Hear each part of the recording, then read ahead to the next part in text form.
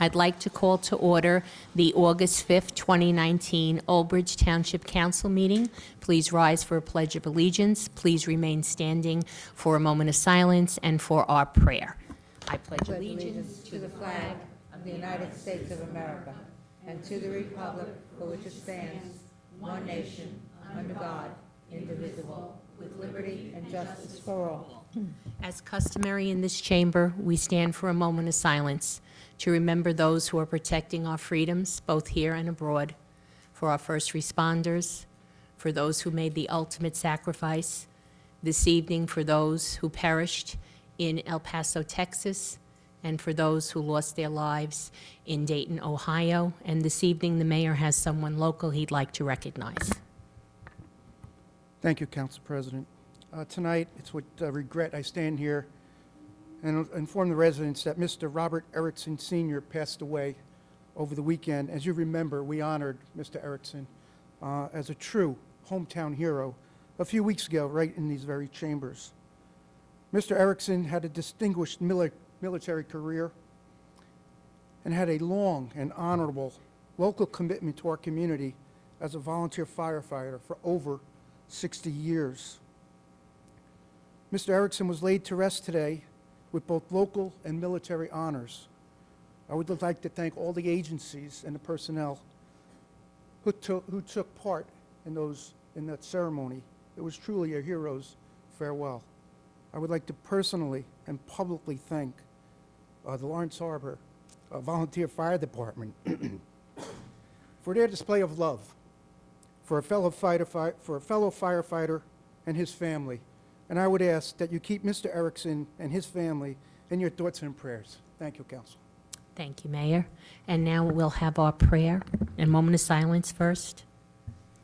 O Lord, bless thy servants in the ministry of public affairs who serve thee in this chamber. Give us quiet minds and hearts that we may hear the voice. Help us to know when to speak, when to be silent, and give us strength to oppose the wrong and uphold the right. And grant that we have a good conscience and soul at peace with thee and with one another. Amen. Amen. Please be seated.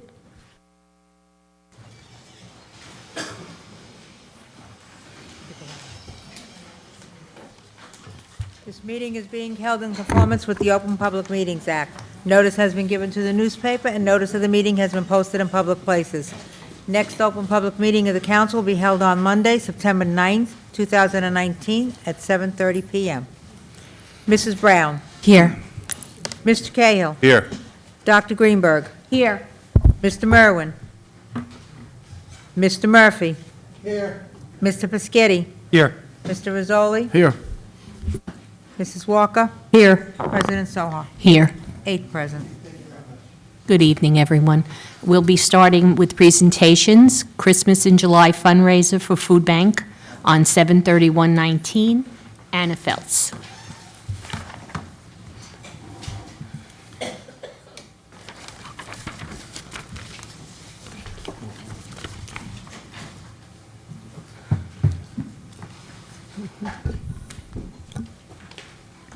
Good evening, everyone. Thank you, Council. Tonight, I just wanted to thank Anahita for being here. She's going to talk a little bit about a fundraiser food drive that was held this past week, and many of you attended. And as a mayor, it was probably the most well-attended function that I had ever attended. And it's such an important cause with the food bank, and Anahita's going to be here to explain a little bit what was done, how much work was put in the way the public came out and supported the event. I think it was the busiest night ever in the friendliest establishment since he opened. So Anahita, thank you for everything you've done. You're going to thank everyone who took part in it, and a special thank you from the council and from all the residents. We thank you for what you've done that night. Thank you. Thank you, Mayor. As the mayor mentioned, my name is Anna Feltz. I'm the manager of Silver Linings at Overage and the Overage Food Bank. I'd like to thank Mayor Henry, Mr. Shaw, and the council for having me here this evening. Food insecurity is a constant battle that many of our residents face year-long. Unfortunately, food banks struggle in the summer months when demand is typically the highest. Oftentimes, food donations peak around the holiday season and then drop dramatically the rest of the year. Our food bank serves over 500 residents per month, and in order to make sure that our shelves remain stocked, we are always looking for new and fun ways to raise awareness and donations. This year, we decided to partner with Friendly's here in Old Bridge and hosted a Christmas in July food drive and fundraiser. A Christmas tree was set up at the beginning of July at Friendly's, along with some gift boxes underneath, and patrons and residents of Old Bridge were encouraged to stop by and drop off donations under the tree during the whole month of July. The food drive itself proved to be very successful, as we picked up on average 3 boxes full per week from Friendly's of donations. I was also told by John, who is the manager of Friendly's and the owner of Friendly's, that people would come for dinner or lunch, see their signs, and would come back, go to Acme next door, come right back and drop off donations. So really, the food drive was a big success. The food drive ended with a fundraiser last week on July 31st. The fundraiser was held at Friendly's, and residents were invited to come have dinner between the hours of 5 p.m. and 9 p.m., when 20% of proceeds would go towards the food bank. We also invited Santa Claus, because what's Christmas in July without Santa, to attend, and he brought along with him the Little Mermaid, Buzz Lightyear, and a face painter. Residents were also encouraged to bring non-perishable donations or to make a monetary donation to enter our gift card raffle. Well, let me tell you, the fundraiser exceeded all of our expectations. By 5:30 p.m., there was already a 20-minute wait for a table, and the event had just begun, and our friends had not even shown up yet. In total, so far, we've raised $295 in monetary donations that evening and filled a box truck full of food that night as well. We are still awaiting the final amount from the 20% of sales, which I should have probably by the end of this week from John. However, John did tell me last Thursday night when I saw him that it was one of their busiest nights they have ever had. I wanted to take this moment to not only report on this wonderful fundraising event, but also to thank the many that were involved in making it such a success. I must begin by thanking Friendly's and John Cracky for letting us hold this food drive and fundraiser at their restaurant. I cannot say enough great things about John and his staff that evening and all year long.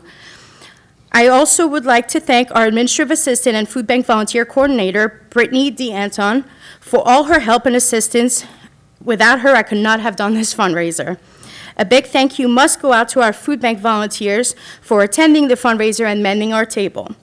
I must also thank Sean Muirhead, John Hughes, and the rest of the Parks and Recreation Department for helping us set up the fundraiser and for their continuous help at the food bank throughout the year. I would like to thank Matt Mercurio, our Director of Parks and Recreation, for attending the fundraiser and for his constant support, especially when I come up with these crazy ideas. Finally, I would like to thank Mayor Henry and the council for attending the fundraiser. I hope you didn't have to wait too long for a table, but if you did, I hope it was worth the wait, and I thank you again for coming. Lastly, I would like to remind residents that the food bank is always accepting donations. As the mayor briefly said before, hunger does not take a break, and we must help our residents all year long. Donations can be dropped off at the food bank on Tuesdays, Wednesdays, and Thursdays from 10 a.m. to 12 p.m. Donations can also be dropped off at the recycling center Monday through Saturday from 7 a.m. to 3 p.m., and also at the Overage Library Monday through Sunday and Sunday during their business hours. Again, thank you for having me this evening, and have a wonderful night. Thank you so much. Thank you so much. It was a great, great fundraiser. Thank you. Thank you so much. That was such a great fundraiser. It was delicious.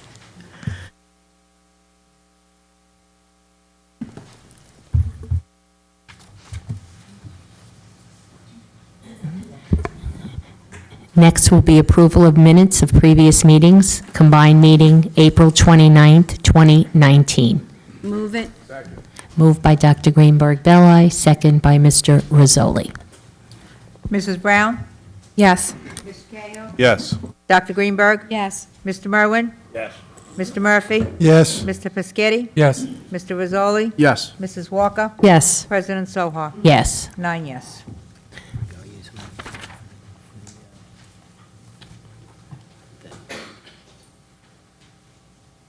Yeah, please note for the record that Mr. Merwin arrived now at 8. At 7:40. What- Yeah. Okay, all right. Combined minutes of May 13th, 2019 meeting. Do I have a motion? Who was the first? Okay. Dr. Greenberg Belli, Mr. Rizzoli. Mrs. Brown? Yes. Mr. Cahill? Yes. And Dr. Greenberg? Yes. Mr. Merwin? Mr. Murphy? Yes. Mr. Pescetti? Yes. Mr. Rizzoli? Yes. Mrs. Walker? Yes. President Soha? Yes. 9 yes. Next will be our bill listing, Mrs. Walker. Payroll, July 5th, 2019, $930,319.32. Do I have a motion? Move it. Second. Moved by Mr. Rizzoli, second by Mrs. Walker. Mrs. Brown? Yes. Mr. Cahill? Yes. And Dr. Greenberg? Yes. Mr. Merwin? Yes. Mr. Murphy? Yes. Mr. Pescetti? Yes. Mr. Rizzoli? Yes. Mrs. Walker? Yes. President Soha? Yes. 9 yes. Accounts payable, August 5th, 2019, $14,632,866.13. Do I have a motion? Move it. Second. By Mr. Walker. Yep. Mrs. Brown? Yes. Mr. Cahill? Yes. Dr. Greenberg? Yes. Mr. Merwin? Yes. Mr. Murphy? Yes. Mr. Pescetti? Yes. Mr. Rizzoli? Yes. Mrs. Walker? Yes. President Soha? Yes. 9 yes. Payroll, July 19th, 2019, $1,059,829.41. Do I have a motion? Move it. Second. Moved by Dr. Greenberg Belli, second by Mr. Murphy. Mr. Murphy? Mhm. Mrs. Brown? Yes. Mr. Cahill? Yes. And Dr. Greenberg? Yes. Mr. Merwin? Yes. Mr. Murphy? Yes. Mr. Pescetti? Yes. Mr. Rizzoli? Yes. Mrs. Walker? Yes. President Soha? Yes. 9 yes. Payroll overtime, July 19th, 2019, $44,549.50. Do I have a motion? Move it. Second. Moved by Mrs. Walker, second by Dr. Greenberg Belli. Mr. Shaw, can we have a breakout, please? Thank you, Council President. As Councilwoman Walker indicated, the total overtime for this pay period was $44,549.50. There was no real uptick in any other department. For the police department, the total overtime was $36,805.96. When you deduct for ETO of $7,590.75, the net overtime for the sworn officer was $29,215.21, representing 569 men and women hours. There was currently the special events going on in the police department is a beach patrol for the summer months. There was also investigation and one officer injured on duty during this period. Thank you, Mr. Shaw. Mrs. Brown? Yes. Mr. Cahill? Yes. And Dr. Greenberg? Yes. Mr. Merwin? Yes. Mr. Murphy? Yes. Mr. Pescetti? Yes. Mr. Rizzoli? Yes. Mrs. Walker? Yes. President Soha? Yes. 9 yes. Payroll, August 2nd, 2019, $1,001,847.98. Do I have a motion?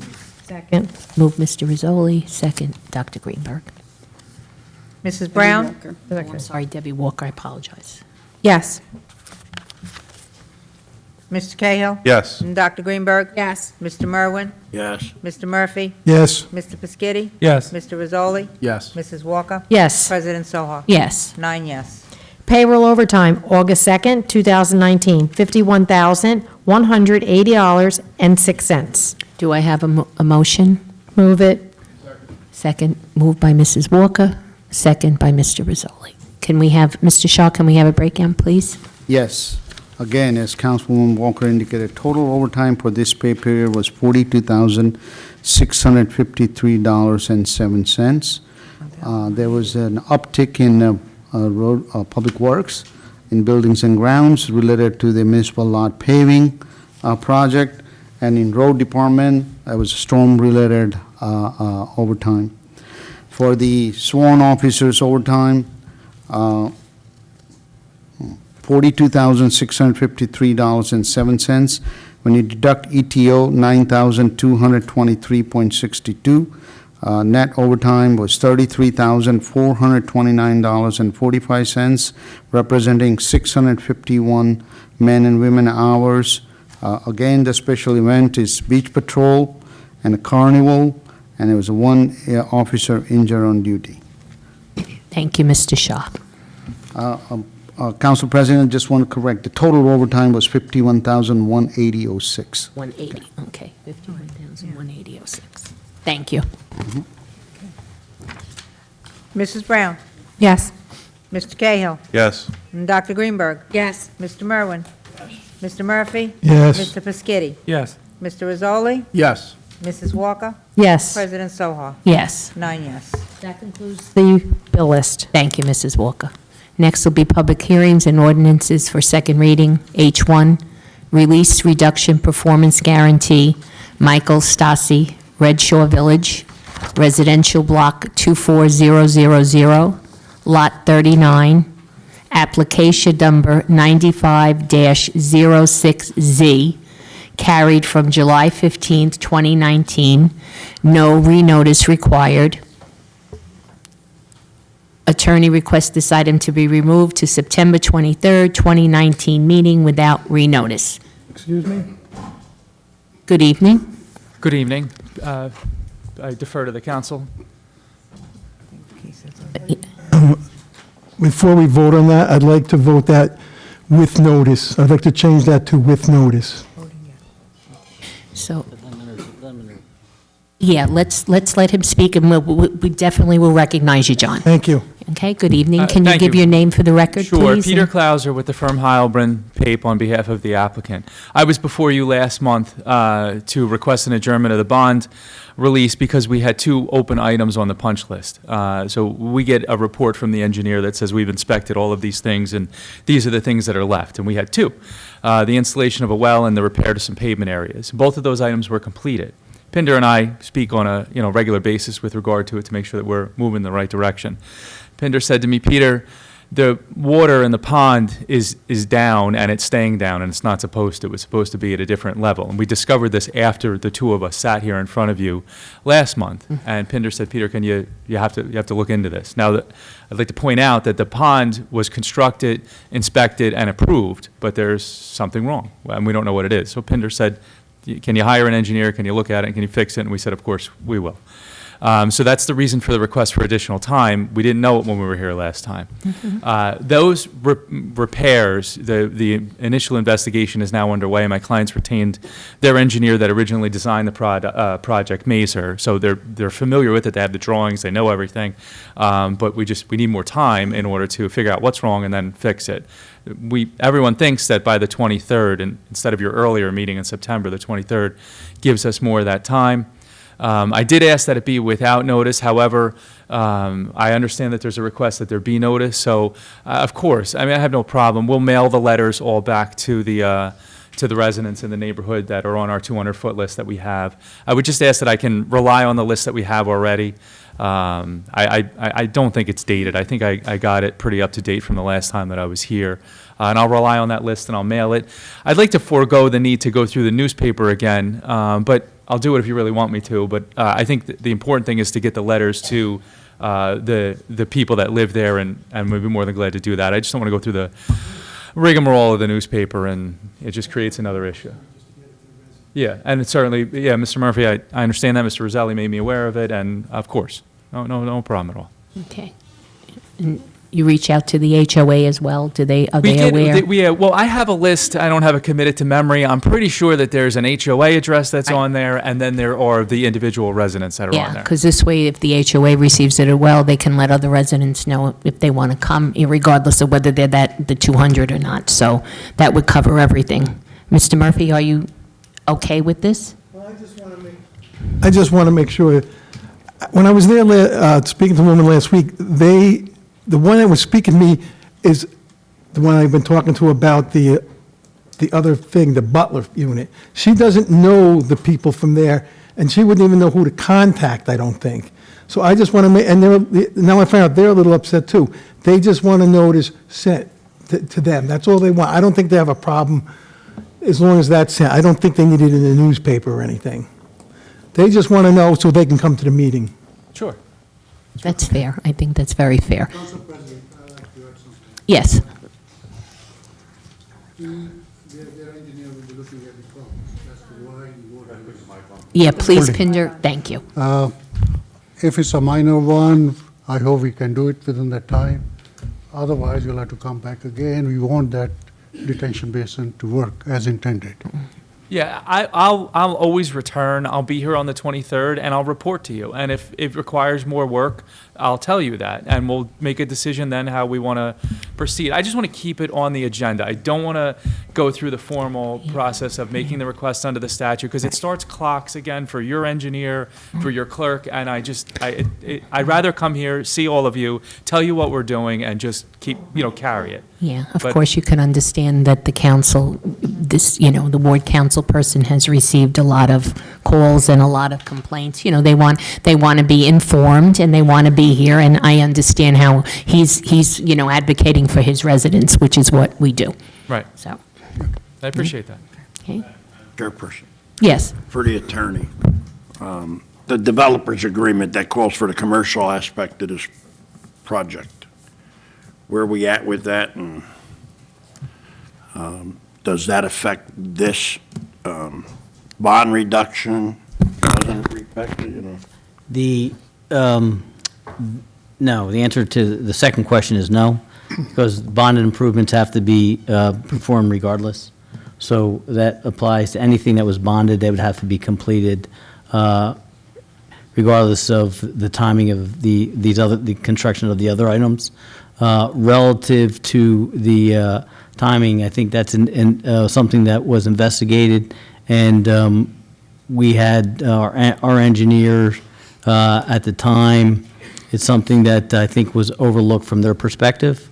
I know that Nicole unfortunately is not here, but I know there was some discussion with the new owner of the commercial component to get that work started. More than that, I'm sorry, I can't report more than that, Mr. Merwin, because obviously, I think Nicole had been more engaged with the new developer, new owner than I had. But with respect to the release of the bond, that work, if there was bonded work that had to be done on that section, that would be included and would be inspected. So that would be part of what was reviewed. And then again, if it wasn't done, it wouldn't be released. But if it's done, then that would be a condition of it being released. Okay. Excuse me. Yes. Before they release any bonds or anything, they will have notification of that, right? That'll be that evening. That'll be the evening. letter that I'm Okay. sending out Right. now. Okay, thank Right, you. yeah. And just by the way, there is Yeah. also a maintenance bond that has to be filed in order to have the bond released. Right. So there is a I know that. continuing maintenance obligation. Okay. All right, thank you. I have no problem with any of that. Okay, John, are you good with that now? Yes. Okay. Thank you, Mr. All Chairman. right, anyone else from the council have any comments? Okay, seeing no hands, then I will ask for a vote. Okay. September 23rd with no renotice. No, it's No, wait. removing it to September 23rd with written notice, no publication requirement. Paper. Okay, so written notice, but no newspaper. No publication, right. Okay, no publication. Be open to the public before there's a vote on that? I just don't want a procedural issue. If there, No, It doesn't need to be, because there's no public hearing. Okay. Right, We right. continued it. I mean, I guess we can ask if anybody's here for the particular matter. Right. I just Yeah. want to make sure. Yeah, that no, somebody's I here. agree. If there's anyone in the public that wanted to be heard on this item, they could come forward now and ask a question. Seeing no hands, then I will close the public portion. And now we're very clear on what we're voting on. We need a motion. Move it. A move by Dr. Greenberg Belli, second by Mr. Rizzoli. Mrs. Brown? Yes. Mr. Cahill? Yes. And Dr. Greenberg? Yes. Mr. Merwin? Yes. Mr. Murphy? Yes. Mr. Piscitty? Yes. Mr. Rizzoli? Yes. Mrs. Walker? Yes. President Soha? Yes. 9 yes. Okay, thank you very Thanks much. for allowing the interruption. Yep, Thank you very much. And you have a good evening. Thank you, gentlemen.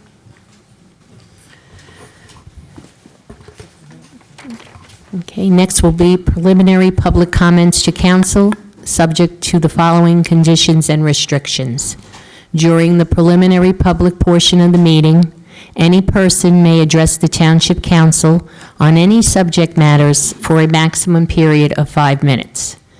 Any such person desiring to speak during the preliminary public portion shall first sign a list maintained by the Township Clerk for such purpose.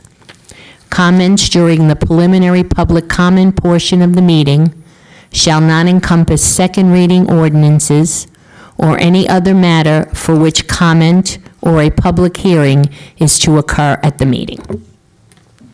Kendall Carton?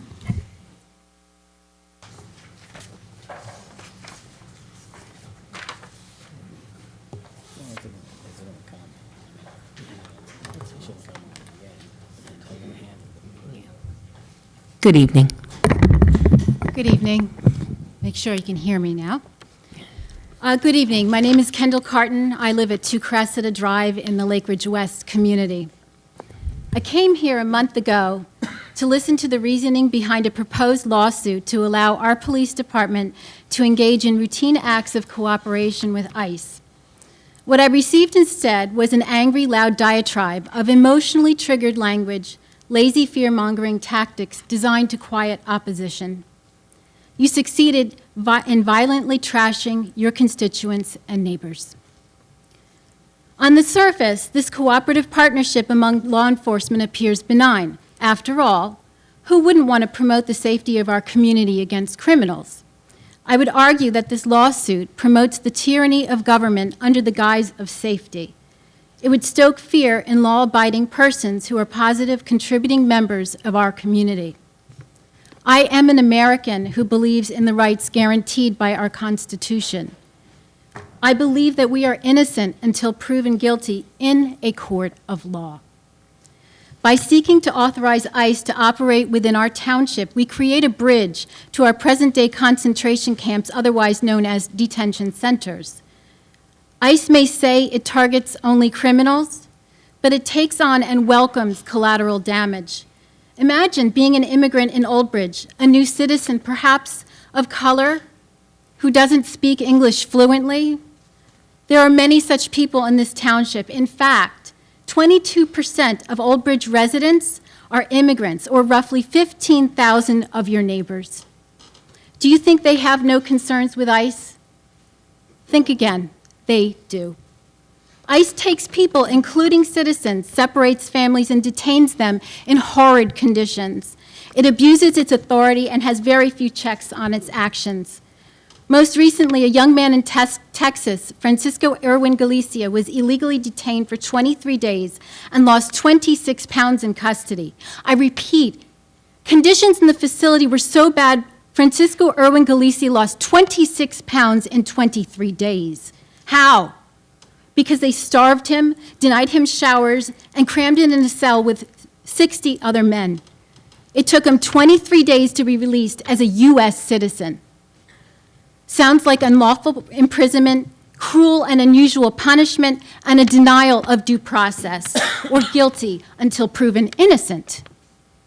And he is not the first U.S. citizen to be detained, just the most recent that we know of. By inviting ICE into our community, you, as town council, will weaponize your power to prey on the weak and underrepresented in Old Bridge. In case you didn't know, it's not your job to terrify your constituents. It is your job to represent them. My family does not wrap itself in the flag to show patriotism, but I will tell you, my family designed and stitched it. I'm a daughter of the American Revolution, and my family have lived here in New Jersey close to a century prior. That's right. My family came here in the 1600s. There was no line or entry point at that time. We fought to create this country a safe haven of shared humanity for all people. We petitioned to abolish slavery. During the Civil War, we made bandages and jam to support Union soldiers, then assisted freed slaves so that they could receive an education during Reconstruction, and valiantly pursued women's suffrage. And I have the receipts to prove it. I am not about to allow my town council to engage in government tyranny without raising my voice to be heard. ICE operates as an abomination to our constitutional rights. None of ICE's actions would have prevented 9/11, and none would have prevented more recent acts of domestic terrorism, like what happened in Las Vegas, Pittsburgh, Gilroy, or Dayton. And this kind of rhetoric promotes massacres like the one in El Paso just a few days ago. So ask yourselves, what are you really trying to protect us from? Thank you. Thank you.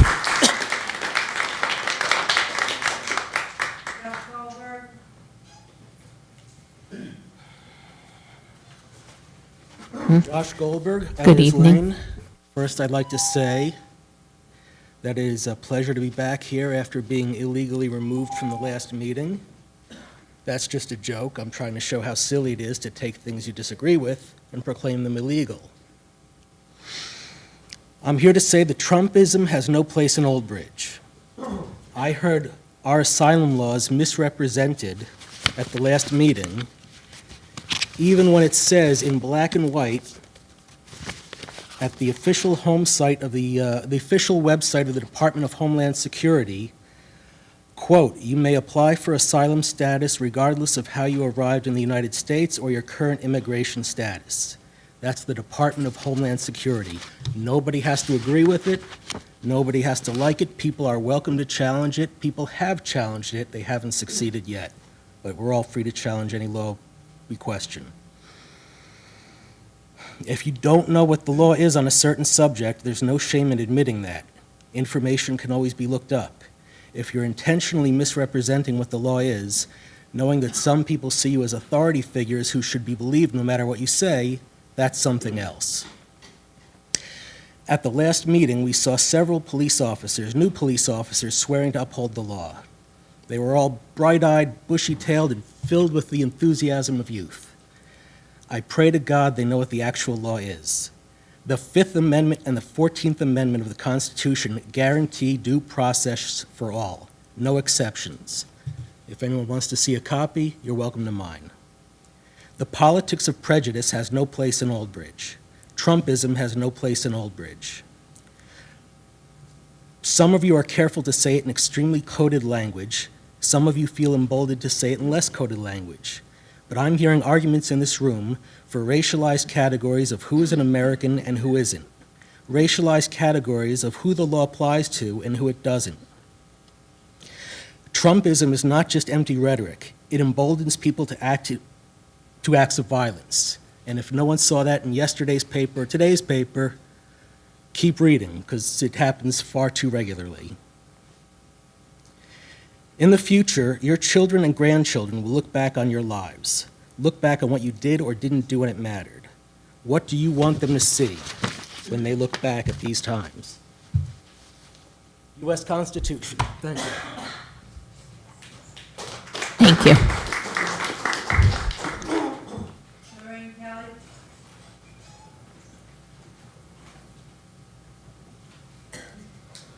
Good evening. Good My name is evening. Lorraine Kelly. I live at 31 Lake Ridge Drive. I've been an Overage resident for 32 years. The first time I ever came to speak at a council meeting was July 15th, when I found out that in addition to several other things against the Governor Murphy's immigration policies, that the council was considering also suing the state of New Jersey. And what I asked at that time, I posed a question. I was very respectful. I would hope you would agree with that. And I wanted to know what changed in our neighborhood that made the council so focused on immigration law and immigration policies. We've always had a diverse community. As I said, I've lived here 32 years. I haven't really seen any problems. And then I'm reading my newspaper, and all of a sudden, you guys are being quoted as saying all kinds of things about the immigration laws. We can't let them get licenses. We can't be a sanctuary city, many things like that. So that was my question. And the answers that I got, I didn't get an answer that told me that there'd been anything unique that's happened lately in New Jersey to spark this, but I heard reference to 9/11 and socialism and how many of your ancestors came here legally, which is nice. My ancestors, I believe, came here legally. They came through Ellis Island. There is no Ellis Island. In fact, there's a refugee program. It was started in 1980. In 2018, we took in the least number of refugees. These are legal people who go through an enormous process, years. And Trump is taking in less this year. And one of the reasons is because the people that are coming here now are people of color. And if you don't think that's true, 4 in 10 people that are illegally in the United States right now are from Europe. They possibly came in on vacation or going to school, and they never left. And nobody is arresting them. Nobody is going up and rounding the people from Ireland. I was in Ireland in 2015, and at the time the economy wasn't doing well, and they said that people were coming here, they're young people, and just staying. And I know of some people from Italy and Germany and Russia that are here, but nobody is picking them up. Meanwhile, ICE is detaining people of color accidentally, a little 9-year-old girl, the young man that Kendall spoke of. There was an Iraqi veteran born in the United States who was held for many hours, was actually, I believe, a town in Tennessee, and it was their police department cooperating with ICE. Now their police department is no longer going to cooperate with ICE. But at that time, they gave him over, and he has a horror story to tell, and he lived here, but he was a person of color. So you have to think about what are we trying to protect? You're saying for safety, but if we have a good percentage of people of color in Overage, and if they start not trusting the police because they could be accidentally taken in and handed over to ICE, and this isn't something that never happens, then that makes your community less safe. They're not going to be willing to report a crime. They're not going to be willing to be a witness. So I pose that question again. What has changed in my town of 32 years that has made you guys so laser focused on immigration? Thank you. Thank you. Peter Scherer.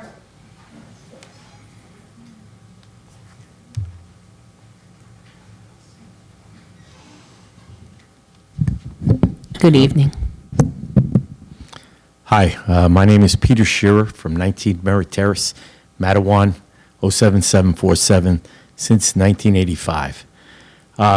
When I was here last week, it seems that the board had the last word on everything that we said.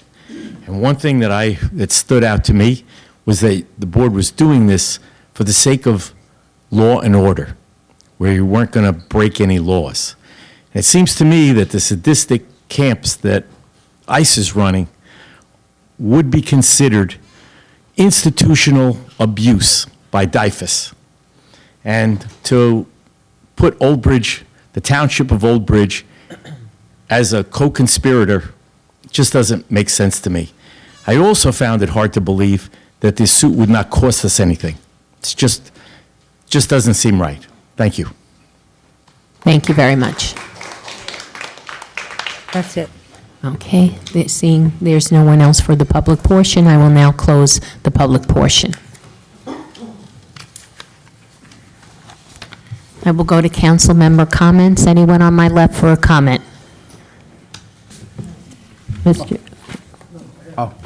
Mr. Rizzoli? Yeah, I have 2 things I want to touch on. Let me get to number 1. District 12 Congresswoman Bonnie Watson-Coleman has jumped on the D.C. radical socialist bandwagon by aligning herself with the anti-Semitic squad. She's neglectful in representing the 12th district voters, which is the job she was elected to do.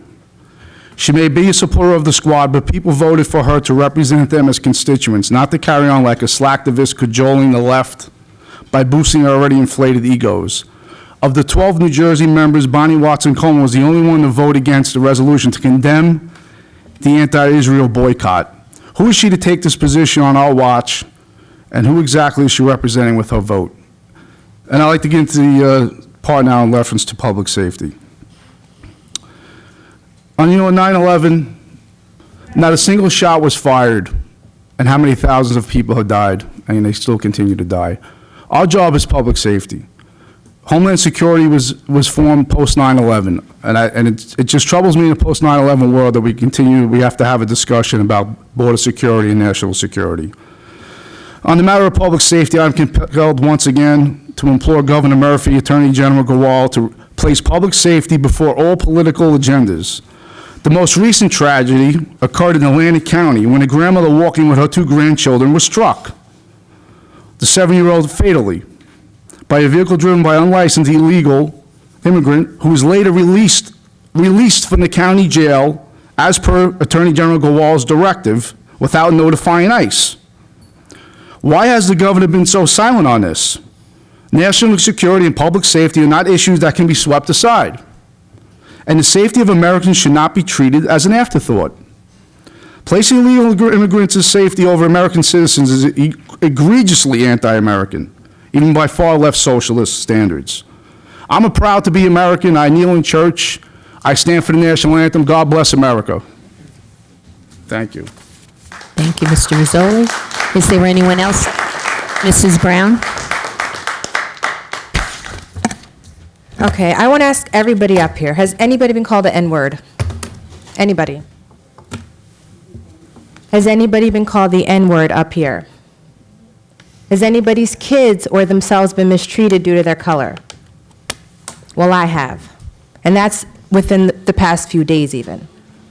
So I want Mr. Rizzoli to understand the things that I've heard you say on media. Maybe you don't know that I heard about it or other people hear about it, but they all hear about it. I am disgusted. I am shaking right now with anger, the fact that you come up here and you have yelled at people and called everybody that doesn't agree with you a socialist. I don't agree with you, and I'm not a socialist. I'm a person who is affected when people say disgusting things. I think you should answer the question. What harm have you seen been done by any immigrants here more than any other race of people that you have to bring this up? Leave national issues where they are, state issues where they are, and take care of Old Bridge, if that's what you're supposed to be doing. What you do is terrifying people, and it's causing problems. So I'm telling you, excuse me, I'm talking. Don't point at me. You've reached across me. No, I did not. Mr. Rizzoli, let it Right, continue. exactly. Let me speak. I sit up here very quietly and listen to the rhetoric that you put out here, and it is disgusting. My father's an immigrant. I know a lot of people in this community who are immigrants who are terrified because of the stuff that you're saying and you're bringing here. And I think it needs to stop. If you don't want open borders, I gotcha. I don't necessarily think we need open borders either. But there is a way to figure things out without getting up here, yelling at the constituents that you're supposed to serve. Now, maybe you're getting a lot of clout on Twitter and everything else, so you want to keep doing this, go right ahead. But I'll see how you like to be treated if that happens to you. Because I'm going to tell you right now, I am a person of color. And the things that you say, I heard things you said about Eric Garner. I've heard what you've said about, first of all, I want everybody to watch an episode of Cops. Watch an episode of Cops. See how certain people can yell at a cop, run away, and do different things and still live to tell about it. And see how someone can say they can't breathe who isn't doing something illegal at that moment and lose their life and nothing happens. I get you're a police officer. I get you want everybody to be safe. But this is not the way to accomplish it. You are making other people unsafe. I am going to ask you to stop this at once. If you want to continue with this resolution, go right ahead. But let's cut it here. No more BS. If you want to be famous, go on Fox News or wherever else you want to go. If you don't like Democrats, don't be a Democrat. But don't bring this here anymore. I'm telling you, it is not safe for people like me and a lot of people that maybe you don't see sitting here because they're too freaking scared to come in here and say something to you. I'm done.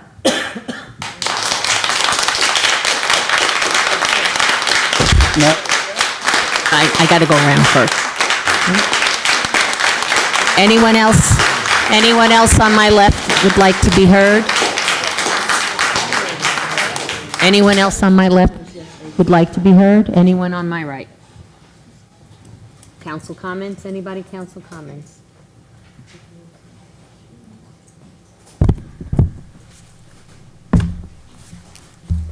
This is a difficult time, but this isn't about legal immigration at all.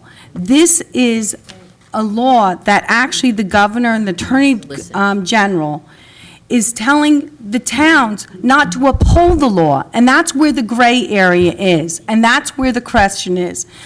But with that aside, I don't like being called names.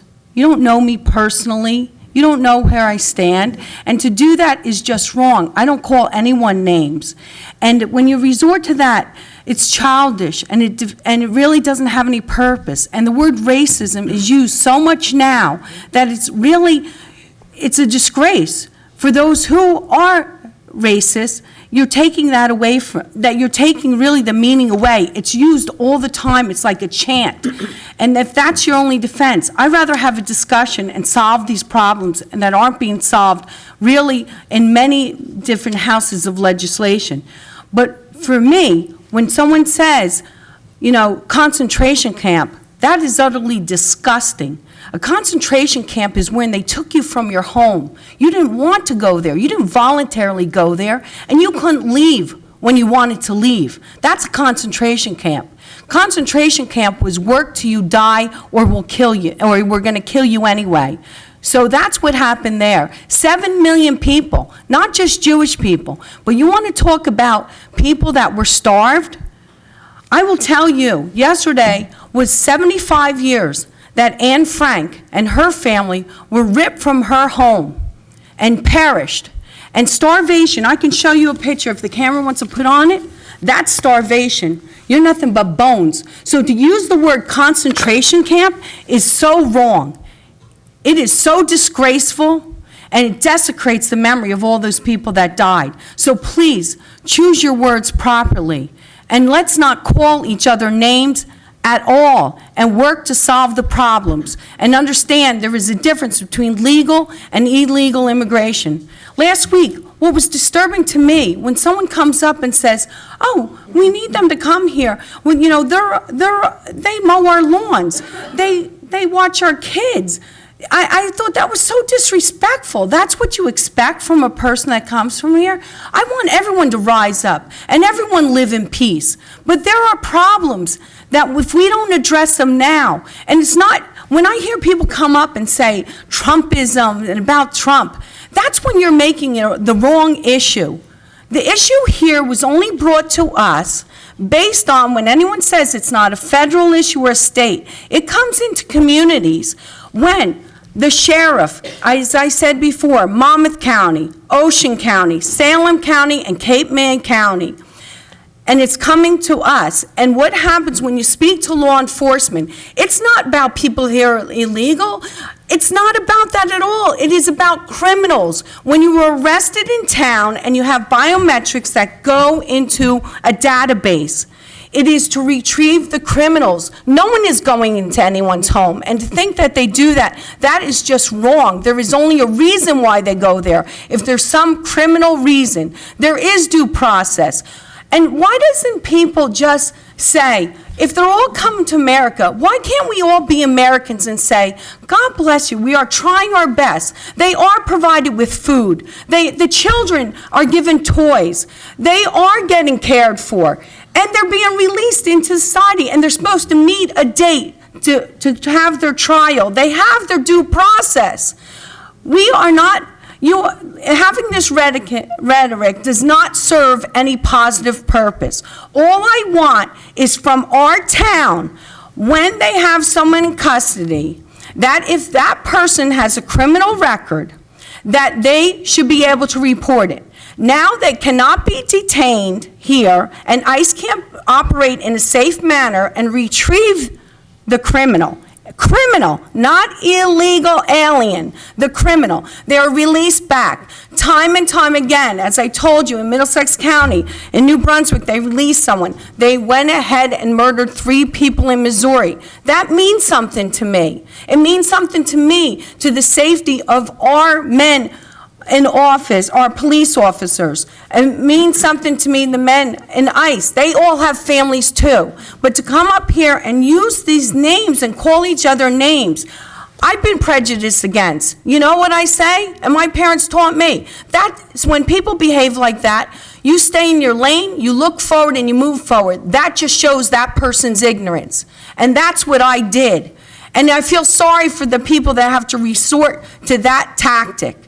And please, let's be calm and reasonable here and respectful. So there is a reason to do this. We are doing it for our law enforcement. It is not about illegals. We embrace them. Throughout the whole town, we want everyone to feel that they can live here and be safe and prosper and be positive.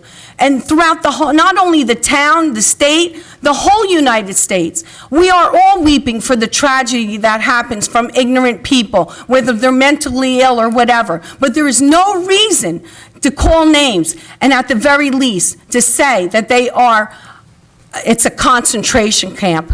That is disgraceful, and it is wrong. And then to call our president a Nazi. Do you know what a Nazi is? That's ridiculous. That is absolutely sick, and it should never happen. Thank you for your time, and please, let's stay calm and positive. Mr. Paschetti? Mr. Paschetti?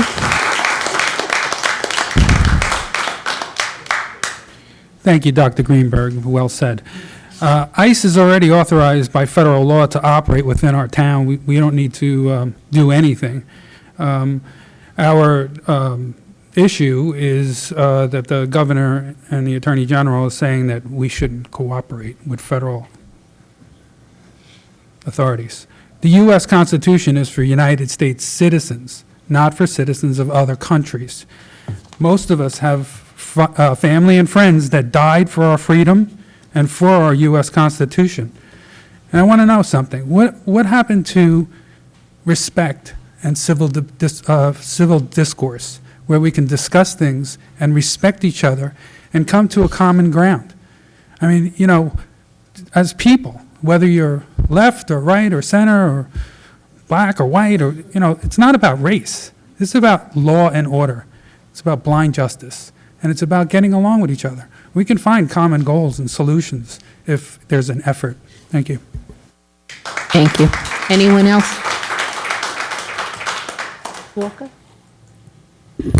Yes. I agree with Mr. Paschetti said that this has nothing to do with, it's illegal and legal. We can't pick and choose what laws we're going to obey.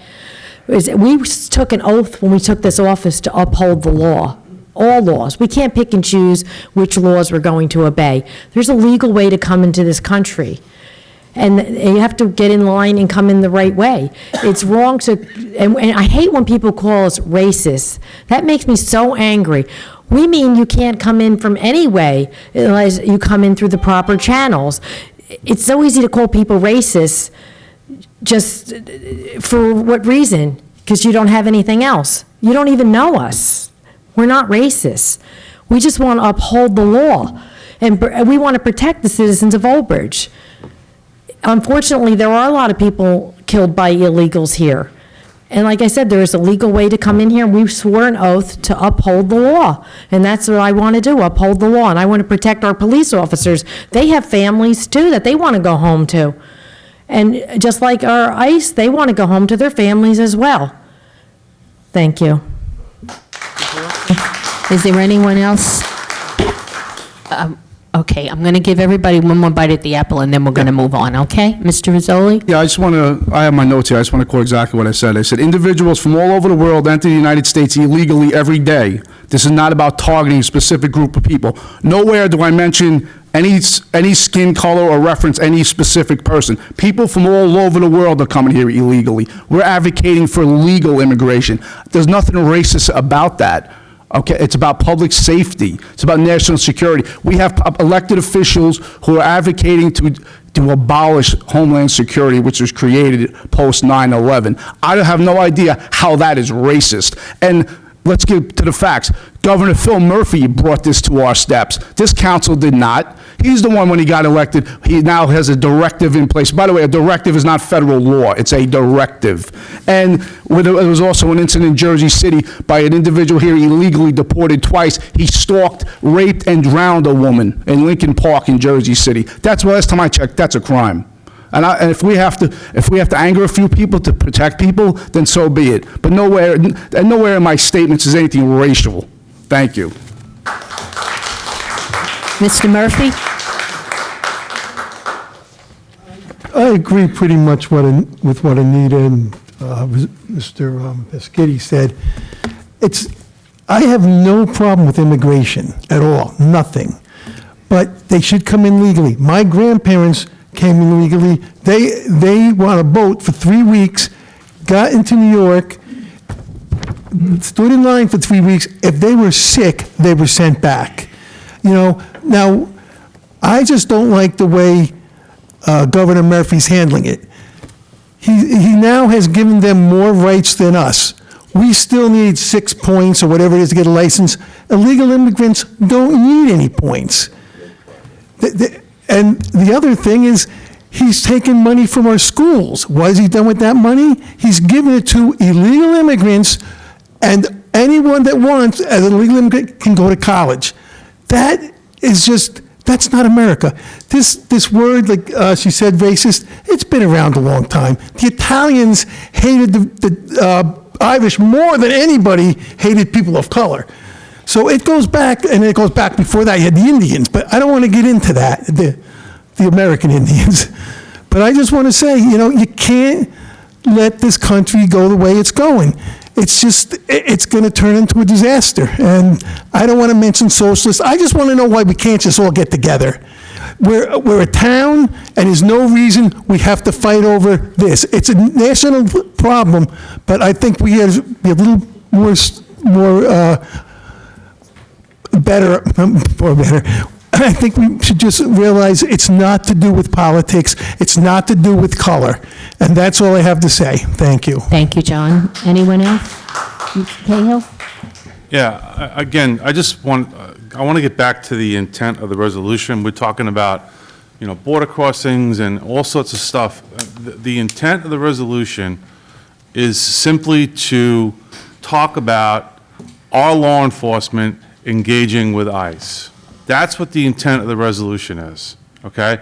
And Mr. Rizzoli's point is a valid one. Governor Murphy is the one who brought this to our doorstep, not us, okay? So all we're saying is, in a sane world, from my perspective, if somebody commits a crime and there's a valid retainer on that person who committed a crime, ICE and Overage and Middlesex and the state should cooperate together. That's it. That's what we're talking about here. We're getting all mired up in all these, it sounds like a debate between Fox News and MSNBC here. I mean, this is getting a little out of control. This is basically a resolution to say, yes, we'll cooperate with ICE. That's what this is all about. Thank you. All right. Anyone else? Mrs. Brown? So I want to note for the record, I, nor anyone else here, has called anyone up here racist. So I think it's very interesting that we have a few people up here who keep saying they're not racist, number one. Number two, if we don't want to bring certain behavior, certain rhetoric, and a lot of discord here, we shouldn't have brought this here. Again, this is an issue that we could have maybe solved behind the scenes. Maybe if we had to bring it up here, we could have done it a different way. But I'm going to repeat, it sounds like Fox News and CNN because it kind of is. Because we're talking about Bonnie Watson Coleman, who isn't here to defend herself. We're talking about other people who aren't here to defend themselves. So if the point is not to create fear, and I see some people here don't think that, but I'm going to remind you that you're probably not experiencing fear because you're a person of color. You're probably not afraid to drive like I am at certain times of the day or night because you might get pulled over and get treated a certain way. So I want to remind anybody who doesn't believe that certain things happen because of things said here, that you're not experiencing it. And that's the problem. We're talking about things up here, and I can see I'm the only one who agrees with me. I'm okay with it, not the first time in my life. But I notice no one else agrees with me. I'm not shocked, because I'm the only one up here that looks like me. And I'm the only one up here who can really speak on that. So I just want everybody to remember that. As you go to your silo and you go to your house and you shake your head and take deep sighs of breath and all that other stuff you got to do, just remember, you don't look like me. You have no idea. If being called racist is the worst thing you've experienced, you got it pretty damn good, girl, all right? So I hope that I don't hear another soliloquy and another 10-hour statement from Mrs. Greenberg or anybody else. I just want everybody to marinate on what I just said, please. Just take it in for a minute instead of thinking about what you think and hear what I'm saying and just, again, sleep on it, let it marinate in your brain, and let's be done with it. We'll go on this resolution. Let's leave that as it is. Let's not bring any more of this kind of stuff here, please. Thank you. Anyone else for any comments? Council comments? No? Then I'll close the comments It's council comments, not public, sorry. I will close the comments by saying that this is something we do have to address. It's not something that's just federal, unfortunately.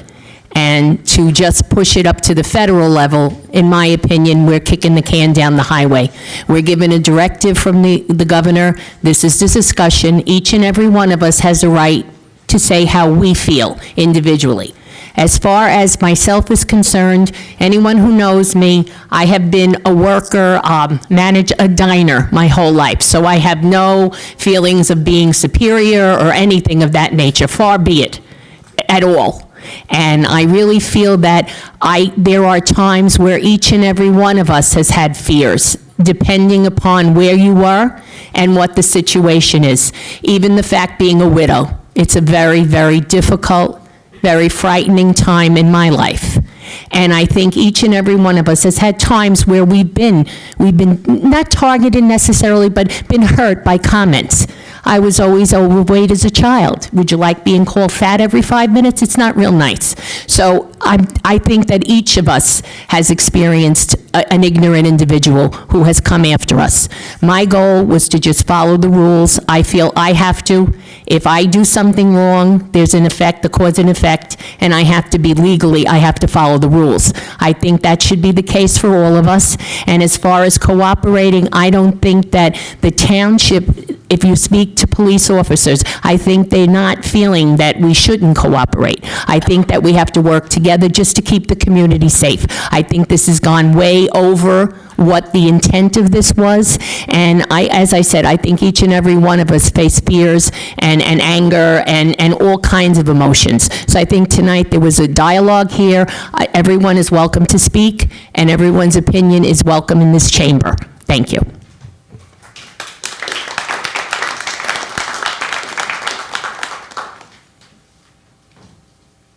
Next will be report of the Township Clerk.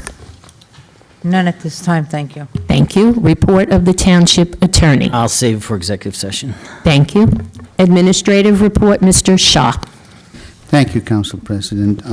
The administrative report for August 5, item number 1, 15th safest city. Overage Township has been named the 15th safest small city in America, according to the study conducted by Front Point Home Security. The study researched property crime data from 2017 FBI Uniform Crime Reporting to determine the top 50 safest small city in the country. Urbanized area with the populations between 50,000 and 75,000 were included in the analysis. Item number 2, Overage Culture Arts. The second annual Concert in Park series is underway, with the next performance scheduled for Thursday, August 8 at Geik Park, featuring Jerry Batiste. Concerts are from 6 p.m. to 8 p.m. and are free to public. Performance will continue through August 29th. Parking is available at Overage High School parking lot. For more information on concert series, visit overage.com. I just want to report to you that last concert was very well attended. Item number 3, Light Up Green. Overage Township will participate in Light Up Green for Muscular Dystrophy Awareness Initiative around the world. Various buildings, landmarks, and bridges are lit up in lime green on August 7 to bring attention to muscular dystrophy. The Thomas English Administrative Building and the Central Branch of Overage Public Library will be lit up from August 7 to August 14th in recognition. Item number 4, Saltwater Day 2019. Saltwater Day will be held on August 10, 2019 from 2 p.m. to 10 p.m. at Overage Water Park in Lawrence Harbor. The event will feature crafts, rides, food trucks, games, live entertainment, and a cornhole tournament and fireworks. For additional information about these events, residents should contact Department of Public Parks and Recreation at 732-721-5600, extension 4999, or visit Township website at overage.com/recreation. Item number 5, third quarter tax payment. The Township Division of Tax Collection will be open Monday through Friday between the hours of 8 a.m. and 5 p.m. during the third quarter tax collection period. The tax office will also be open between the hours of 9 a.m. and 1 p.m. on Saturday, August 10th, 2019, and between hours of 8 a.m. and 7 p.m. on Monday, August 12th, 2019. The last day to pay tax without interest or penalty is August 12th. Payment is received after August 12th will accrue interest back to the statutory due date of August 1st. For additional information, residents should contact the Division of Tax Collection at extension 2999. Item number 6, Old Bridge Township Shade Tree Commission sponsors a tree planting seminar. On Friday, August 23, 2019, the New Jersey Tree Foundation and Public Service Electric Gas and Company will offer a pre-seminar on planting the right tree in the right place and the right way. This program will be held at the Thomas English Administration Building in the courtroom at 8:30 a.m. until noon, with the registration beginning at 8 a.m. Public officials who attend the seminar will earn credits. The session is open to public on a first-come, first-served basis. Please RSVP by Friday, August 16, 2019 to Lisa Sims at lsmithsims@njtreefoundation.org. Item number 7, Old Bridge Day. On September 21st, 2019, the township will host the 2019 Old Bridge Day Fair between 12 p.m. and 5 p.m. in the municipal complex. The fair will include live entertainment, food, crafts, local vendors, and games. Vendor applications are available on the township website. For additional information about this event or other upcoming recreation activities and programs, please contact the Department of Parks and Recreation at extension 4999 or visit the township website at oldbridge.com. Item number 8, recycling bins are available. The township is now offering 32-gallon recycling bins for purchase in addition to the standard 20-gallon bins. The 32-gallon bins is $15 and the 20-gallon is $10. Bins are available weekdays in the Public Works office from 7:30 a.m. to 3:30 p.m. and Saturday at Recycling Center from 7 a.m. to 3 p.m. Payment is accepted in cash or checks. New residents receive 2 free 20-gallon bins when showing their closing papers within 1 year. For more information, please contact Recycling Center at extension 6107. Item number 9, Route 35 Pavement Preservation Project by NJDOT. This pavement preservation project for part of Route 35 from Hazlet in Monmouth County to South Amboy in Middlesex County includes Route 35 in Old Bridge. The project will extend the pavement life, improve ride quality, reduce the deterioration rate, renew the surface, and reduce future maintenance costs. Work has commenced on this project. Item number 10, Morganville Road. The New Jersey Department of Transportation has approved funding in the amount of $341,510 for Morganville Road from financial year 2019 municipal aid and urban aid. The engineering department will prepare the bid documents with a view to award and complete the construction contract in 2020. That concludes my report. Thank you, Mr. Shaw. Anyone for a comment? Just a comment. Yes, Mr. Cahill? Yeah, just a commercial around tax time. You know, the Old Bridge Online has a way to pay your taxes online. If you do it via check, it's a $1 fee. I did it on Saturday, so you should see it. Thank you, yes. Yeah, thank you. And, I mean, I was done in literally 5 minutes. You get an email back with a confirmation. It's really easy. So, you know, if you don't feel like putting it in an envelope and mailing it, you know, you can do it online. It's very, very easy. Thank you. Thank you. Anyone else? Yeah, Mr. Merwin? Mr. Shaw, 2 things. Just on the Saltwater Day, don't forget the Lawrence Harbor Fire Department has their beer garden down there at the beachfront. And for Kyle on Route 35 there, we went out and checked that out. Have any progress on that? We're going to get that corrected before they get that paved, or?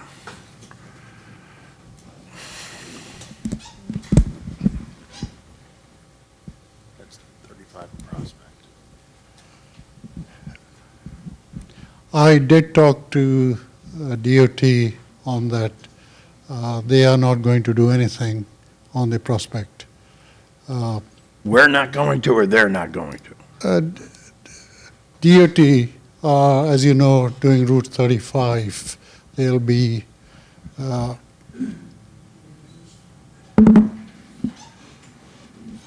they have a project going at this moment for some milling, which is micro milling and slurry. It's kind of a sealing which does not touch Prospect Avenue. I did check with them, and I did ask them if they could do something at the end of Prospect Avenue. I believe your question has to do with drainage? Yeah, it's a problem that we may have caused, and it's creating a problem at the bottom of 35 in Prospect, and the state doesn't want to correct it because they're not causing it. Yes. And the road deteriorates, and there's giant holes there. Yeah, There's within the 12 inches, somebody goes kablunk, yes. when they go through it.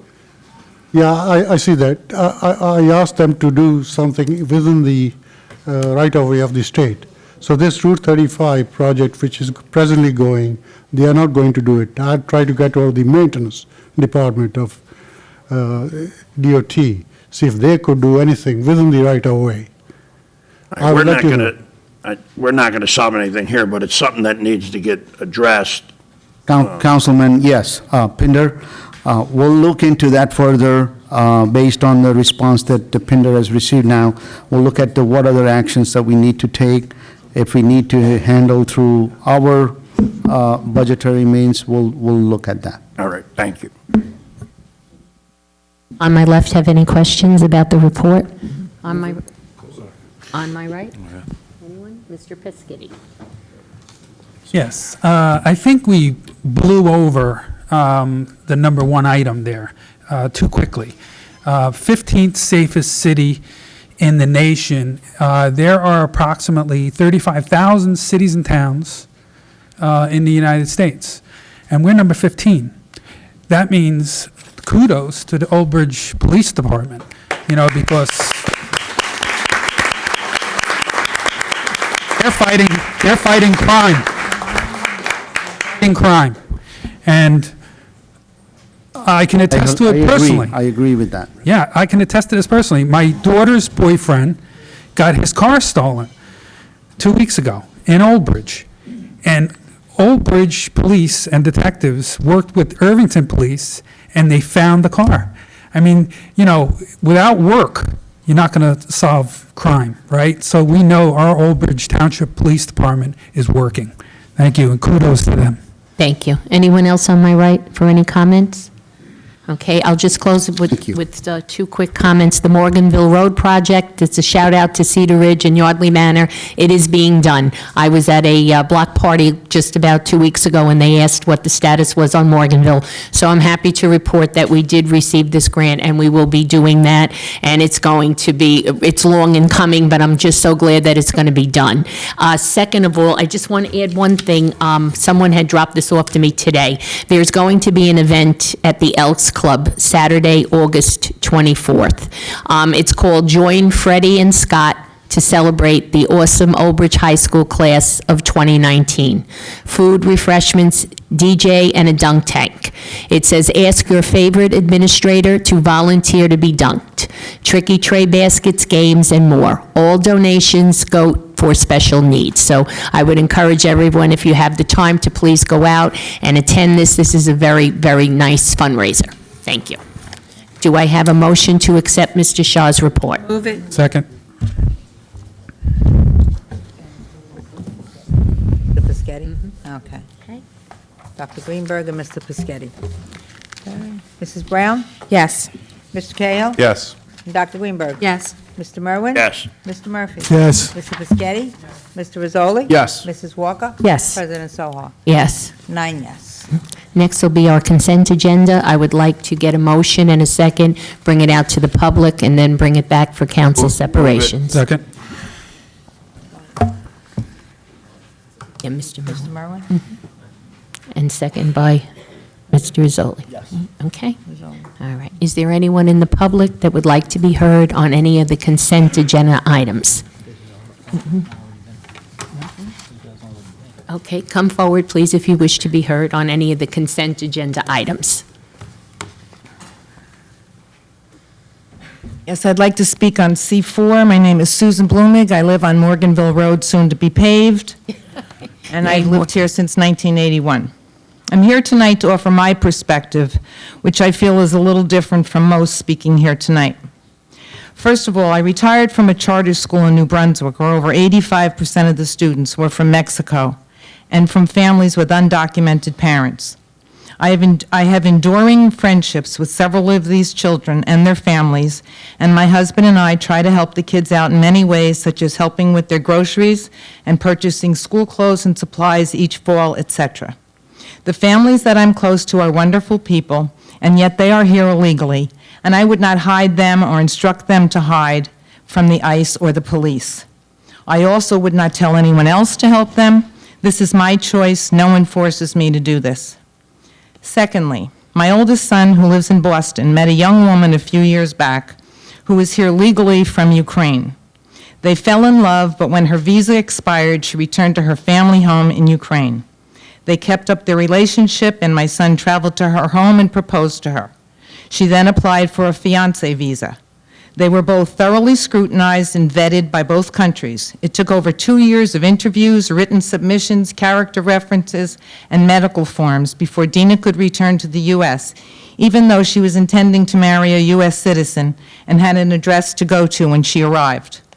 Thirdly, my brother retired from the Secret Service, and his son is now a Secret Service agent. Many other relatives of mine, as well as sons of neighbors and friends, are also in law enforcement. They took oaths, as did all of our council, mayor, governor, our president. As a matter of fact, even as a member of the Overage Open Space Committee, it was required of me. We all swore to uphold the U.S. Constitution and the New Jersey Constitution. That means that we must also abide by all laws. We cannot decide the filter of the laws we like and only uphold or enforce them. I am not against Mexicans, I am not racist, and I will say that I am a law-abiding citizen who cannot believe the tone I hear tonight. We should not reinforce the governor and anyone who thinks we should reward illegal aliens. Being an illegal alien is in itself against the law. What we should do is help enforce the law. Stand beside our law enforcement agencies that are trying to do their jobs.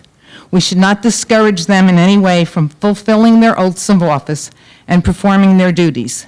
It is a dangerous turn of events to see residents disrespecting police, be they ICE officers, INS agents, or local cops. It is very disheartening to see buckets of water thrown at police when they are on duty. Please also realize that we all already know that the U.S. is made up of immigrants. But Ellis Island vetted all who entered there. Sick people could not enter, criminals could not enter. We kind of chose the people that we wanted here based on their credentials, background, and health, not their religion and not their color. We did not open up the gates and tell them to run and hide so they will not be found, and that they can stay anywhere they want because we will conspire with them to break our laws. We cannot and should not do this. Invite foreigners here, but check them out. Do not let them hide in sanctuary cities. Make sure they are who they say they are and that the children standing next to them actually are their children. Make sure they are healthy and not dying at the border and blaming the ICE agents. Have them scrutinized as my daughter-in-law was. Who here would take some of these people to keep in their homes to live, unvetted, and invite them to stay as long as they want? Who would say it was okay to come here sick? How about people with no vaccinations? How about people with gang markings and tattoo? I dare say no one would. So let's stop pretending that we would because it sounds good. It really does not sound good. It sounds ignorant. This country is our home, and we should guard it with all the law enforcement we can find. We should be careful about who enters and who stays here. We should not make it safe and profitable to illegally come to hide in the United States. Sanctuary cities? Do you know the meaning? Sanctuary city refers to municipal jurisdictions that limit their cooperation with the national government's effort to enforce immigration laws. So what, New Jersey's going to become its own country with its own laws now? Is Governor Murphy to be the ruler of this new country? Will all the new laws be drawn up and decided by him? Will we give up all our rights so that Governor Murphy, or any governor, is really totally in charge? The answer to that is no. This is America. We should still have a say in life-changing legislation. After all, isn't that why everybody's hopping the fence to get here? I say join the lawsuit, save our laws, our law enforcement agencies' rights, our way of life. Thank you.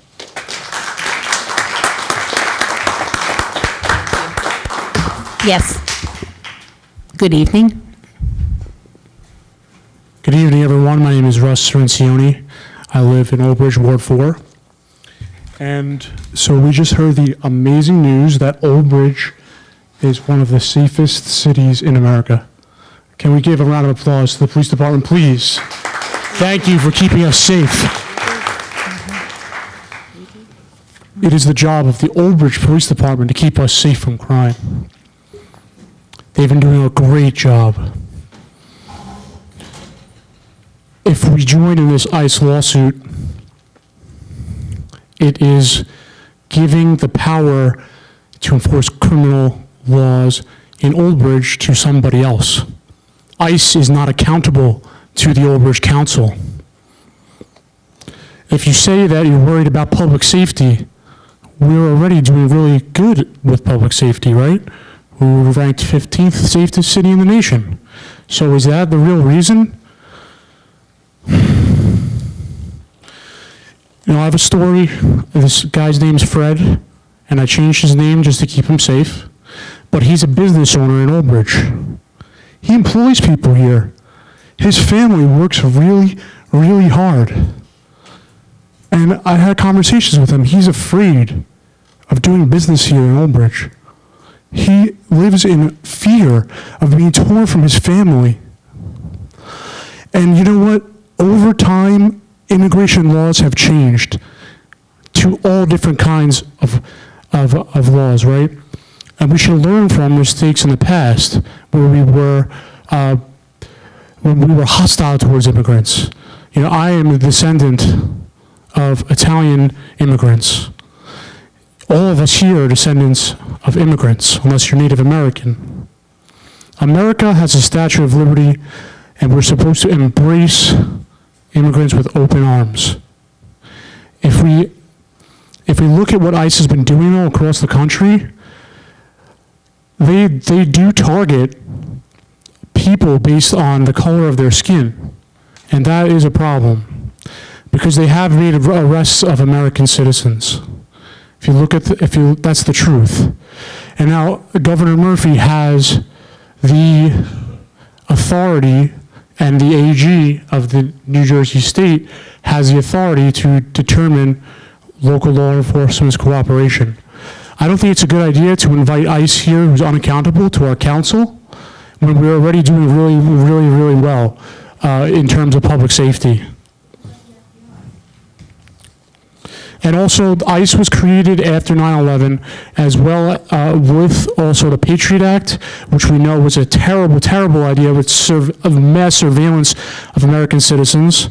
And it was also created at the same time when we decided to go into Iraq, which was also a terrible, terrible decision.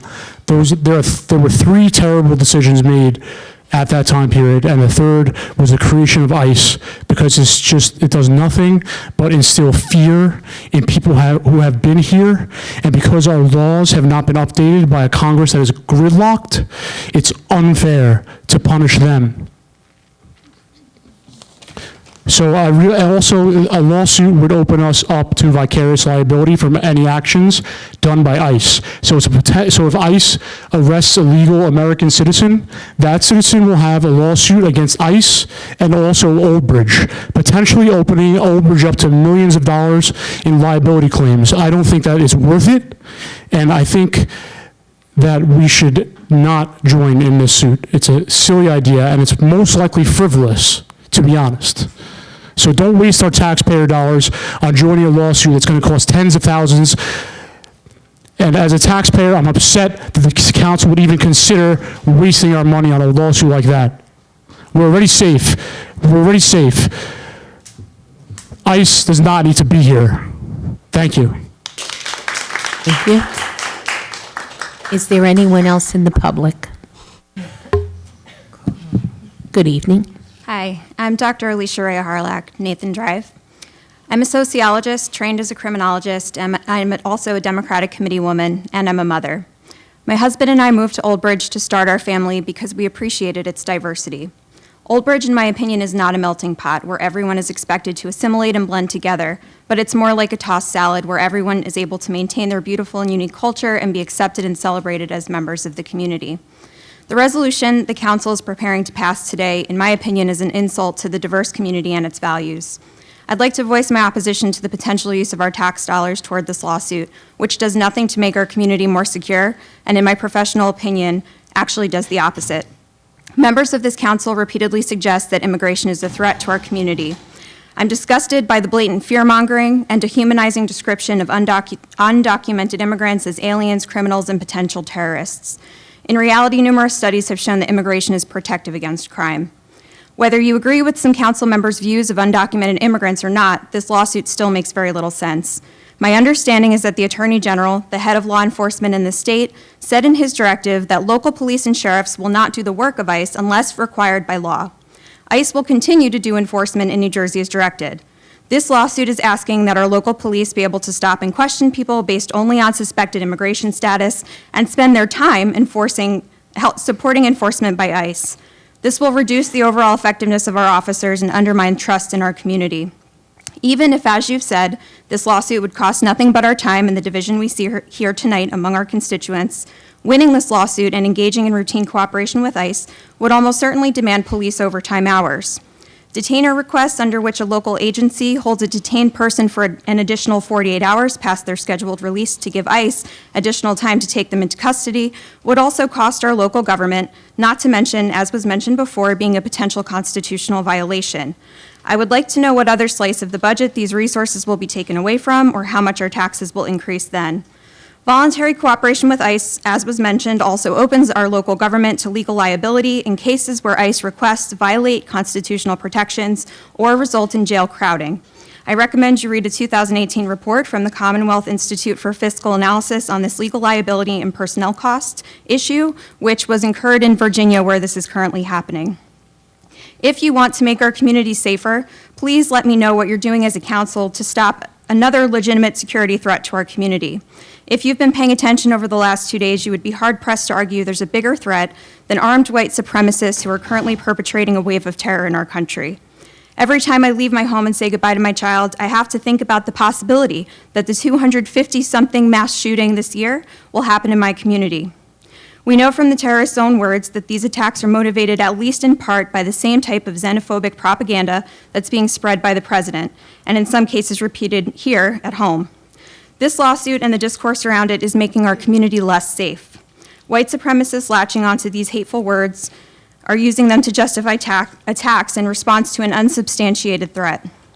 According to the FBI, more Americans have died in domestic terrorist attacks than international ones since September 11th. Anti-immigrant rhetoric, using dehumanizing words like alien and invasion, fans the fire of hate, putting us in danger, and diverting our attention from the local issues that actually matter. These threats to our diversity and culture of acceptance undermine everything that makes our community great. I believe that those of you who support this resolution believe that you can build your political careers by inflaming and appeasing the people who are most fearful of difference within our community. These people are often also the most outspoken, even if uninformed. I also believe there are more of us who see through your false data and your fear-mongering tactics, like Councilwoman Brown as well, who oppose the use of our time and resources toward this nonsensical lawsuit. There is no place for this dehumanizing and exclusionary language or policy in our town or its government. We will not be silent, and we will not be complicit. Thank you. Okay. Yes. Andy Gennaro, 52 Cottrell Road. I'd like to talk about two of my most recent friends that I made who were both caregivers for my recently deceased parents. First, there was Sarah from San Salvador, whose family had to sell the farm that they lived on for years, about a little over 20 years ago, because of the drug violence, and emigrated here legally. Both her and her husband work. Their 3 children are going to college, And they, like us, have the student loans and are trying to keep their children on the straight and narrow. Then there was my friend Tamila, who was from the Republic of Georgia, who I helped her study for her naturalization test and became a citizen on June 17th. I am an African American, 1/16th African American. My mother's side of the family, I could claim daughter of the American Revolution also. Freed black American slave who fought in the American Revolution. Thank you. Thank you.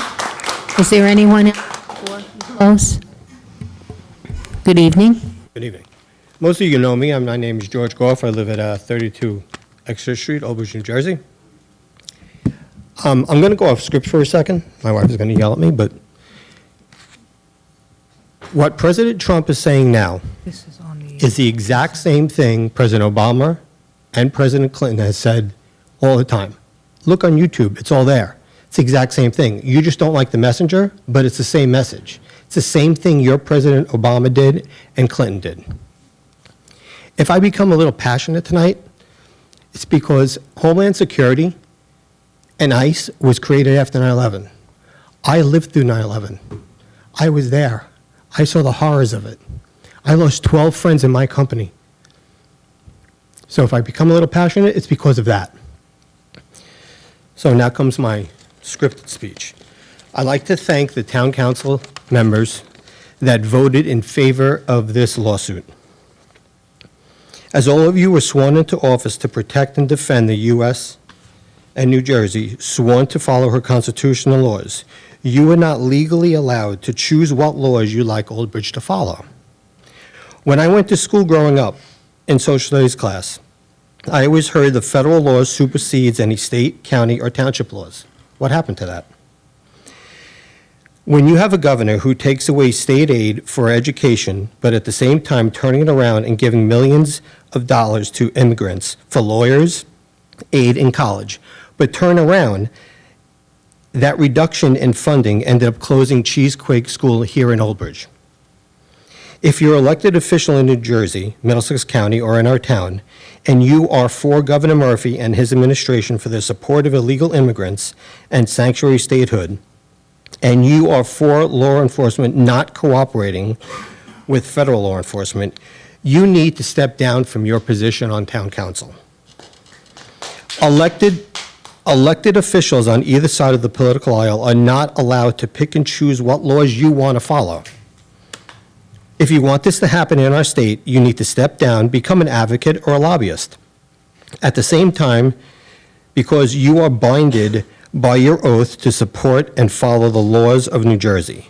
How dare you choose to help illegal immigrants rather than your own constituents who are born American and legal immigrants of New Jersey? Thank you. Is there anyone else in the public who wishes to be heard?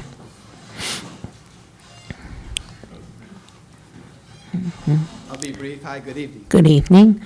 I'm Kevin Antoine. I've been a resident here in New Jersey for about 15 years. I've been a Pop Warner football coach, a travel basketball coach. I'm a military veteran. I was in the Air Force. I was what you call an air battle manager. That's sort of like an air traffic controller in the sky, controlling our fighter jets on the opposite ends of the world. Where now the drones do that, but when I was in, we had air battle managers that did that. My father was a retired military veteran. He served in both the Army and the Air Force, served through World War II, Korea, and Vietnam. I have 3 brothers, all retired military, 2 Army, 1 Navy. I'm a diversity management professional. I've served as a chief diversity officer in both the City University of New York and the State University of New York university systems. And I think what we have going on here with the lawsuit, and I'm a lawyer by training. Of course, we know that the federal law is superior to the state law and to the local law. But I think at times we have to put on our diversity hats when we look at things that we may favor or we may disagree with and try to come to some sort of agreement as to how we're going to do it. A lot of the times what I would do behind the scenes is that there's language that you can use, even if you are joining a lawsuit. You can file, your friendly brief. You can use your own sort of preamble to state what it is your city is trying to accomplish based upon enforcing this particular law. And I give you the greatest example to that. It's Thomas Jefferson's preamble to the Constitution. It lays down what he believes ought to be in the Constitution, and the Constitution says the rest by itself. So I guess what I'm giving you is sort of guidance in the future, or even if there's still time with this, is that you can kind of back it up. You can kind of put your preamble to what it is you want to enforce or get accomplished, because we're not mind readers. If you're just going to support the lawsuit in full, just like it is, then a lot of people are going to believe that you fall into this, doctrine of all the stuff that we hear going on, the illegal raids that occur when they're supposed to just be arresting the criminals and taking them, but going into neighborhoods and knocking on doors and that sort of stuff. You can assert that in the body of your lawsuit. You can say, this is not what Overage is signing up for. These are the things that we want to do while enforcing this law. There's nothing stopping you from doing that. After all, you're just filing a friendly brief. It's not really any merit to your lawsuit. The real lawsuit is the one that you're supporting. So you could do these kind of things, and I think that will take sort of the sting out of it and take the bite out of it to what the citizens are hearing, because I grew up in Mississippi, so I can tell you when law enforcement was not your friend. My parents were big in the civil rights movement in Mississippi. And I can tell you about the knocks on the doors that came from law enforcement, back during those days in the South down in Mississippi. And so we have sort of the same thing going on now, but it's kind of reverse. Back then, the Klan was the police department. We don't have that here now. But what we do have is the sort of the terrorizing of going into neighborhoods and going into apartment complexes and knocking on doors and taking people out that haven't been arrested. So I think that if you don't want to support that, then you still have room to back up, write that in your preamble to what you want to support and what you want to accomplish. And I think that'll take the sting out of some of the, a lot of the passion that we've heard tonight.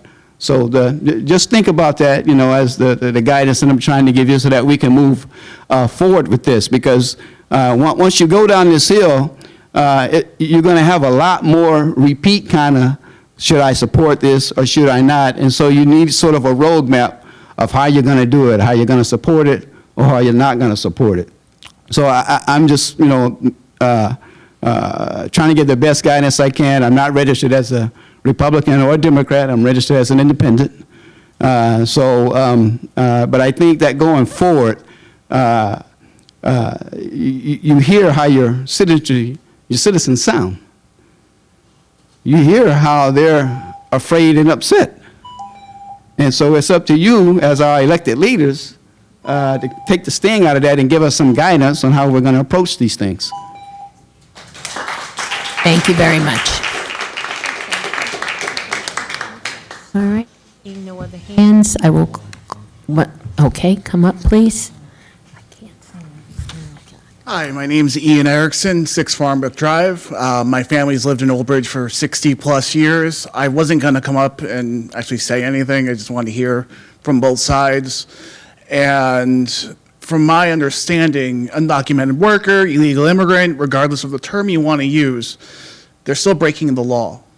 When I drive down 516 and I get pulled over for speeding, am I given a $50 Home Depot gift card? Because that's what seems to be happening right now. People are being rewarded for breaking the law. And I applaud the council members who have joined in the suit, who have decided to follow the law and go forward. So I just want to say thank you to you guys for protecting us and making us the 15th safest city in America out of 35,000 cities. I believe we do work with other law enforcement agencies. We work with the FBI, right? Our police, we work with HUD, the DEA. There are plenty of federal agencies. ICE is so polarizing right now because of a current system, the current debate what's happening right now around the country. So it's just another, think of like the FBI, think of like the DEA. It's ICE. They're here for illegal aliens, not to give people $50 Home Depot gift cards. Thank you. Thank you very much. Okay. Seeing no other hands, I will close. He already spoke. You spoke already? Yeah. No, unfortunately, no. Okay, double. Is there anybody else? Okay, seeing no hands, I will close the public portion. Council President, just to make a few comments, because obviously I've been sitting here listening to what's being stated. So let's make it clear. There is no lawsuit to join. No lawsuit's been filed. Certainly, there was discussion by Ocean County to investigate whether or not it would be appropriate. And what this resolution does is similar. It authorizes the township attorney, being me, to investigate to whether or not the AG's directive violates federal law. It's no different than any other, whether there was a state statute that violated a federal statute and that mandated the town to do something. It would be incumbent upon any elected official to ensure that they are upholding the laws of the state of New Jersey and the United States. Interesting, when you take an oath, the first part of that oath is that you swear to uphold the Constitution of the United States. It's not the laws of the state of New Jersey. It's the United States Constitution and the federal laws thereunder. So the question that's out there is that you have an Attorney General who issued a directive which appears to conflict with federal law. Now, let's say the governor issued some type of directive that stated that, and I don't want to be racial about it, but that, all white people couldn't live in a particular area. Now, would people sit here and say that's okay? Because clearly it's violates of federal law. Or you take a situation where in another really prevalent or relevant issue is affordable housing. Let's say Overage said we're not going to have any affordable housing. Well, you have, because of people's race, because of someone's particular gender. Well, you have federal law out there that says that you can't do that. You have state law out there that says that you can't do that. And let's say the state changed the state constitution and said that you're allowed to discriminate housing based upon race or color.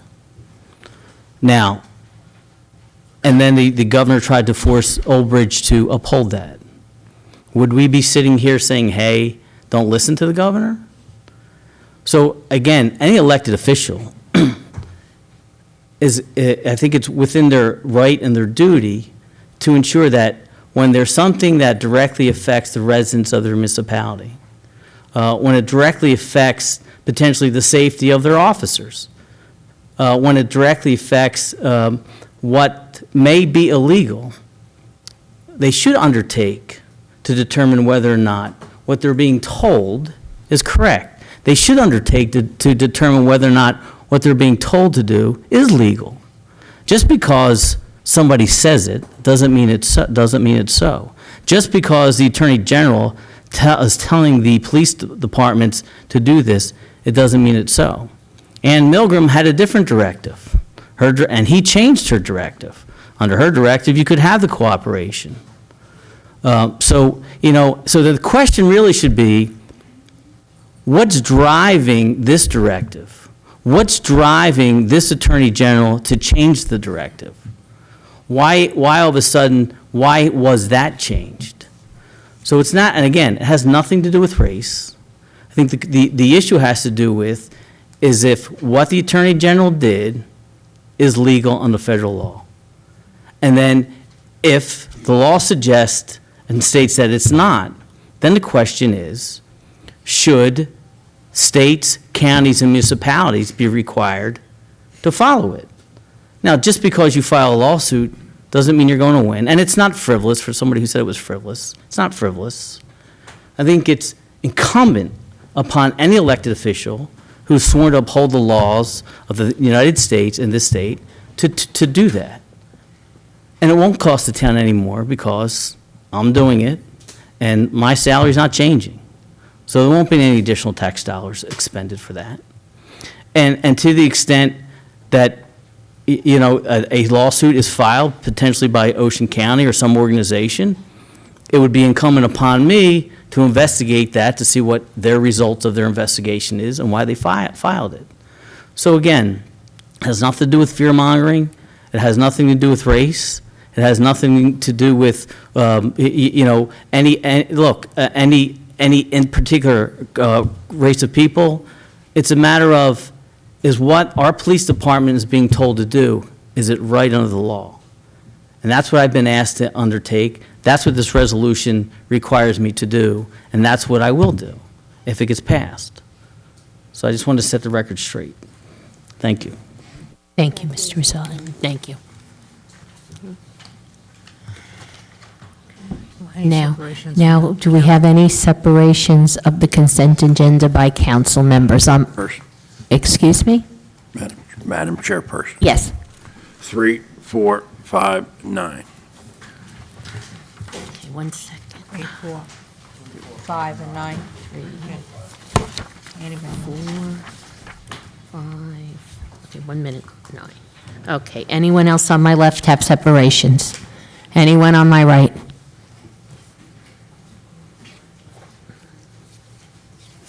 Motion to move the balance.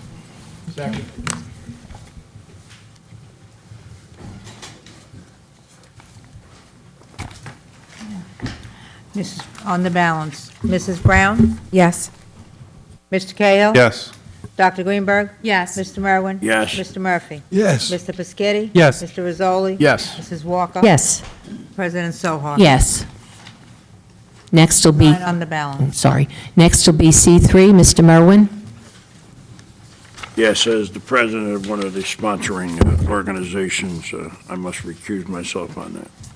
No other reason. Okay, anyone for any questions on C3? Miss- Yes, I have questions. So Saltwater Day is August 10th, but I was told there's an event the 9th and the 11th. Does Right. this encompass that? Does this cover that? No, it doesn't. Okay, so for the 9th and the 11th, they don't require any permits? No, I believe that they're basically just a group of people getting together in the neighborhood, so to speak. Correct me if I'm wrong, Mr. Merwin? That's it. But the neighborhood, we don't know how many from the neighborhood. So when this happens, my concern is, which has been voiced before by Mr. Merwin himself and the Mass Assembly ordinance that we have, and I think it's great for families to get together and have events and be social and enjoy our facilities throughout the town. But a lot of time when you do this, one, I always concern myself with public safety, and I want to know, one, is there insurance? Two, going across 35, is there specials or police that will be involved? Will there be EMS if necessary? And then, of course, what is the cleanup after it? Well, as you well stated, I was on that committee for the Mass Assembly, and since we don't expect to have more than 150 people, it didn't quite fall underneath that. And yes, it's insured. It's sponsored by the Lawrence Harbor First Aid. There's a $10 million policy. I think that's even more than the Township has, that will be covering Friday and Sunday also. So, but what happens then if more than 150 people come? You turn them away? I think the same thing that happens at Raceway Park when more people come there than their permits allow, and it goes on. It will go on regardless. Yeah. Unless you want, listen, I can cancel it if you'd like. No, I I can don't, cancel it. I'm not saying that. I think it's a Well, then- great thing that people get together, but Take a deep like you breath. said, these discussions have been brought up before, and I think Raceway Park has police, they have EMS, they have insurance, so I'm not equating it with 10,000 people or 5,000 people, 1,000. I'm just saying, I know Highway 35. I know at night, going across, I want people to be safe, so I want to know, is anything being taken into consideration for that? And then, obviously, safety and then cleanup. So if you're telling me it is, I have to take your word, but I also, when you say 150, how do you know it's just 150? Was it RSVP? It was put out via social media, and 128 people responded. Okay, but are they 128 people coming with family? Are they coming singular? Are they coming with friends? I mean, these are the things that, as you know, sitting on this board, we all have to think of. Whether it's a block party, you have to get a permit. Whether, it turns into something more over a certain number, it's mass assembly. So this is what I'm asking. And when things are advertised, we all know how things can get out of hand. If more than 125 people come up, I will turn them away. Okay, well, I hope you have fun and everyone who goes enjoys themselves and be safe. Anyone else have any questions or comments? I just want to make sure that I'm clear on this. The responsible party for these two events is the first aid squad? Okay, well, no, why I'm asking is, should anyone have a question, then I know who's responsible for the days, those 2 days, so that, Clerk is in possession of the insurance policies that cover all 3 days. As the, okay. No, that's fine, we just want to be sure as the that, sponsor of the movies on the beach, as the, one of the sponsors of Saltwater Day and the spectacular fireworks display on Saturday, and for a Lawrence Harbor Clubwood Beach reunion barbecue. so there is something in place at 35 at night on a Friday night to cross people if necessary, or if they park a long distance, they're going to be safe walking along that Lawrence Parkway and crossing Route 35. There is on Saturday. No, I'm talking about Friday night, it's a movie night, and people are coming, parking is limited down there, we all have parked by Hoffman in that area. So there is going to be something in place for people to be walking safely with children, if they have to cross the highway at any point. Called the traffic light. So they have the traffic light there, and that's, okay, so then Saltwater Day, we do have people go crossing us, right, on 35? That's different? That's because they expect 5,000 to 10,000 people there on Saturday. All right, so everything is in place for this? We just wanted to make sure. Yep. One other question I forgot to ask, is any alcohol allowed? On Saturday, there is a permit issued by the Alcohol Beverage Control Commission of the state of New Jersey to the Lawrence Harbor Fire Company for their beer tent. The other ones, there is no alcohol being allowed. Okay, thank you. Okay, anyone else have any questions on C3? Okay, I need a motion. C3. Second. Okay, moved by Dr. Greenberg Belli, second by Mr. Rizzoli. Mrs. Brown? Yes. Mr. Cahill? Yes. And Dr. Greenberg? Yes. Mr. Merwin? Abstention. Mr. Murphy? Yes. Mr. Piscatty? Yes. Mr. Rizzoli? Yes. Mrs. Walker? Yes. President Soha? Yes. 8 yes, 1 abstention. C4, Mr. Berwin? Yes.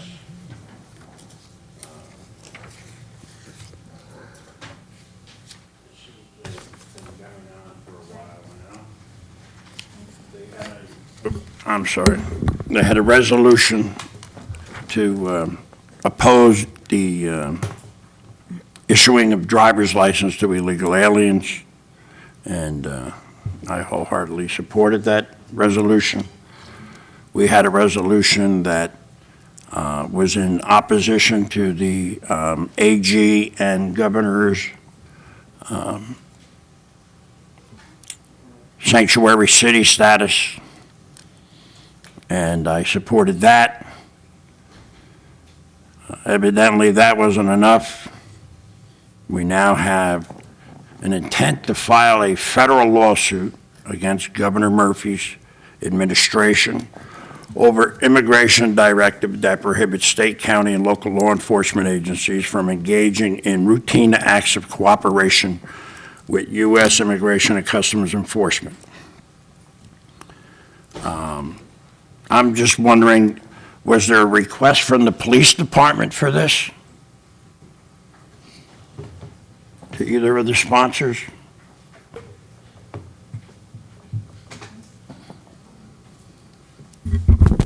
I put it up myself. I sponsored it. I want my co-sponsor. So there was no request from our local police department? All right. You know, and I think probably all of us up here would agree that the United States needs a comprehensive border crossing policy, so that we're not getting into the into this back and forth stuff.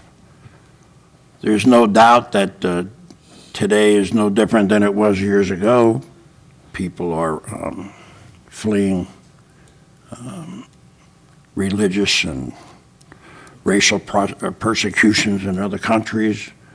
So they want to come here. They're not only wanting to come to the United States, they're also going to England, France, Italy, in unbelievable numbers.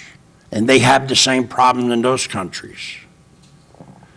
You know, and it's just not, you know, all the southern border people that are coming up. And everybody loves to come up and say, you know, my relatives came to this country, you know, and they were citizens. You know, my parents came from Ireland, my parents came from Italy. Yeah, but they forget to tell you about all the cousins that came here and stayed illegally. All right? Oh, it's the truth. I'm not saying that as a joke. All right? You know, now we have an attorney telling us it's not going to cost us any money because it's going to be in his purview of his job. Well, he could be doing something else, so it's going to cost us something. There's filing fees, there's everything else. I went along with all the other resolutions. I will not go along with suing another governmental agency. If this lawsuit had any merit, the Department of Justice would have filed it already.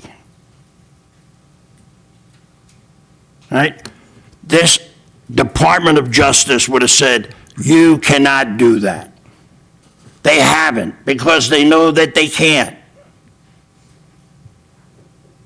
The Attorney General has not given any illegal stuff telling them the police departments can't do this.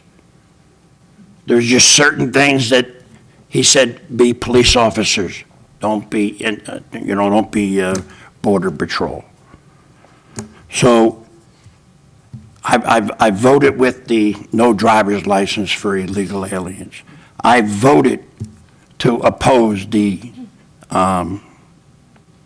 sanctuary city status that our governor has, that he puts forth.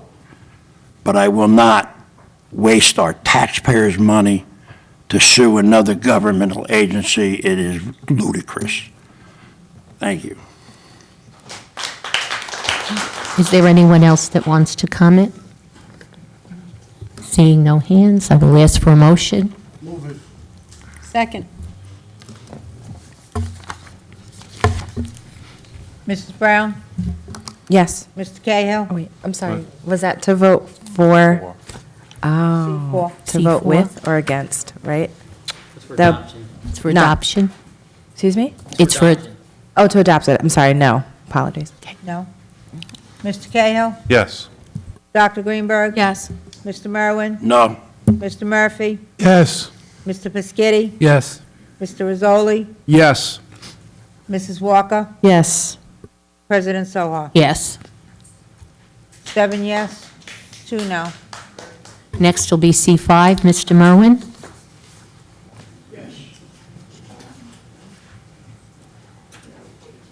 Come and told us all these great things that this program is going to bring, and now we have a pilot in front of us. Okay, actually, it is a good thing. You gotta remember the redeveloper of the 72-unit project that's going to be, that's separated over on Marlborough Road. They're making application for tax credits, and one of the items that HMFA requires with respect to that is that the developer have a pilot agreement in place with the township that does not exceed 35 years. What you have to understand is presently that property is tax exempt because it's owned by the housing authority. So that if the housing authority were to be the developer and maintain ownership of that particular property, the township would realize no taxes. And not even a pilot because they're tax exempt. And because the redeveloper in this instance is not the housing authority, but the housing authority is is still the owner of the property, this actually enables the township to recoup payment in lieu of taxes while still having affordable housing there. Otherwise, if the housing authority developed a project to maintain ownership, there would be no taxes coming to the township. So it's twofold. So it allows the township to receive payments when, if the housing authority built it, we would receive none. And it's also part of the applicant's application for tax credits that will allow this project to be built. Why, during all those presentations, weren't we told about a pilot? So And again. then it's on here as a resolution. Right, because it's an agreement, and because at the time, you got to remember, that all these presentations did not include this redeveloper. This is something that obviously just came about as part of their application. This has been fast-tracked because they've been moving forward pretty quickly. They're actually slated to be in front of the planning board tomorrow night, hopefully for approval for this particular project. So this is part of everything that the township's been doing to allow this project to go forward. All right, Also, let me just add, all of our housing projects, the Mimi Road, the Mar Manor, Costello, every one of them, council has approved pilot. Without pilot, they will not be able to qualify for tax credit. What is the pilot? Pilot it's basically acronym of payment in lieu of taxes. Well, right, no. I know what the pilot is. So if you looked at the agreement, it's based upon adjusted annual income, and it's a formula that HMFA, under the regulations, they're supposed to meet, and it's a percentage of that. So currently, and it's an estimate, so it'll change once they know what their actual income and their expenses are. So if you see the agreement, the adjusted annual income is proposed to be $890,429, and the pilot is a percentage of 6.28% of that amount, so it totals $55,919. And based on what Himanshu had advised me in those other projects, that percentage is consistent with those other housing projects that we have in the township. Now, that might change, again, depending on those are projected gross income, and those are projected numbers. Once those numbers are hardened, then they'll come up with the actual amount. And that's what the agreement provides for as well. So what would be the taxes that we would receive from? Listen, if we would have all known about this, I wouldn't be asking no questions, Well, but this was... put it this way, we receive zero in taxes because the housing authority owns the property. I understand that. Okay, But they've now turned it over to somebody. right? Okay, Who's so go- we who- expect to get a tax out of that. What would that tax be? No, I can't, I don't know. We didn't expect to get a tax out of it. Actually, it's the contrary, we expected to get no taxes out of it. because it's owned by a tax-exempt entity, who, if they developed it, we'd get no taxes. So the fact that we're able to recoup a pilot is actually something that is a plus for the township. So there was never an anticipation, given that we didn't own the property, the housing authority owned the property, there wasn't an anticipation that we'd receive any taxes.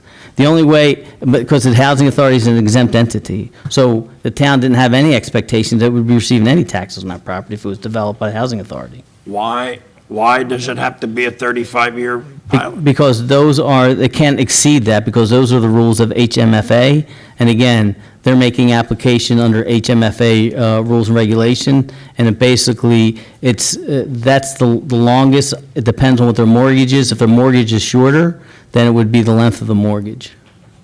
So the maximum it could be is 35? Correct. It Yep. could be less, Could be less, depending, on the length of the mortgage. That's part of their financing. I just don't like that we had all these presentations, and then boom, here it is. And we don't know anything about it. There is no boom, there it is. This has been What do known you mean? This is the fact. first time I've seen it. Well, because it's the first time it's being This is the process that presented, you go though. through. So there is no such thing as boom, there it is, or that's hidden, please. Yeah. Boom, there it is. I guess for you, the rest of us, it's not. Friday. Well, no, there was a discussion with Tommy Downs, the attorney for the Overage Housing Authority. And when he came, he spoke of some of the changes that were going on at the time, and that they had to do it this way. He explained their situation, and that they were looking for a developer because they really want to get this project up and running. It's the housing authorities, to do that, they have to create housing. I understand that, but nobody used the word pilot. Nobody. Well, he just explained to you Not that, Tommy Downs, nobody. but we just had him So explain. boom, there it is. Well, All the other housing developments have it. Mar Manor had it. yeah, Chuck Costello, I was on the two It's boards. not new. Yeah. It's a known fact. That's what happens when you have a developer. Well, this is Well, more because you have an HMFA application for HMFA, tax right, credit. yes. So, but It is a it's not- requirement. Right, it's not unique to Old Bridge to have pilots in connection with affordable housing projects. I think that's the point. Well, Because it of is HMA in the last 2 years. Well, because we haven't provided any affordable housing in the last 2 I years. understand that.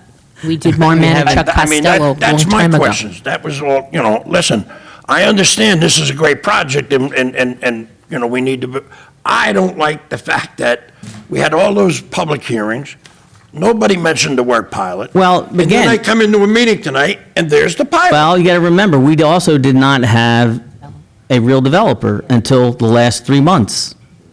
So if we had. But we've had presentations in No, those last I 3 get, months. yeah, but if you don't have the player and you don't know what their requirements are, They could have took it over again. what are we talking about? We're talking about provide affordable housing. This is a vehicle, an avenue for them to provide the affordable housing that otherwise has not and would not have been built.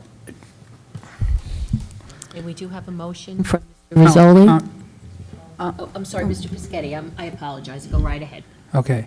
Yeah, 2 years, over 2 years ago, I campaigned about building in Old Bridge and how we weren't building smartly. This project has been going on for a long time and actually is in a great part of the town. And that that tract of land owned by the Housing Authority, so it's tax-free. Now, with the pilot program, what happens is the developer will have to pay a payment instead of taxes. So we're getting money. If the Housing Authority built that property up, we wouldn't get any taxes. We wouldn't get any payments. So we're actually getting payments. And this project is a 72-unit veterans preferred home. So, this is for our veterans. There's going to be a long list of veterans that want to live there, and there's only 72, so it's small. But It is in a really good part of town. It's not going to impact the area, and there's going to be some developments of that, of the roads there. So if you looked at the whole thing, you would see, I'm on the redevelopment agency, so I actually got to see the details, and I voted for it. I think it's a great project. It's in a great area, and actually the town comes out better for it, and it helps us with our affordable housing requirement. Thank you. All right, thank you. Anyone else? Okay, now I did have a motion from Mr. Rizzoli. I'll second it, and it is a good thing because it's veterans preferred. Thank you.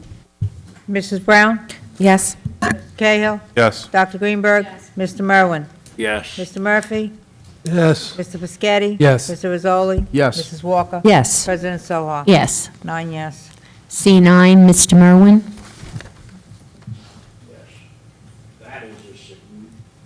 That is a significant amount of money to be increased. What is it for?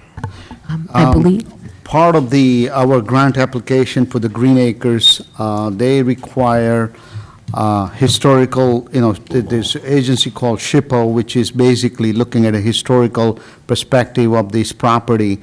One of the requirements they impose is that we have an archaeological study of the ground to make sure that there is no historical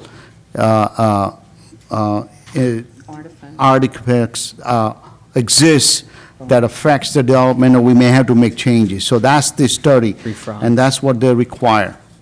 Okay. Good enough for me. okay. Anyone else have a question on C9? I'll need a motion. I'll move it. Second? Second. Okay, moved by Mr. Merwin, second by Mrs. Walker.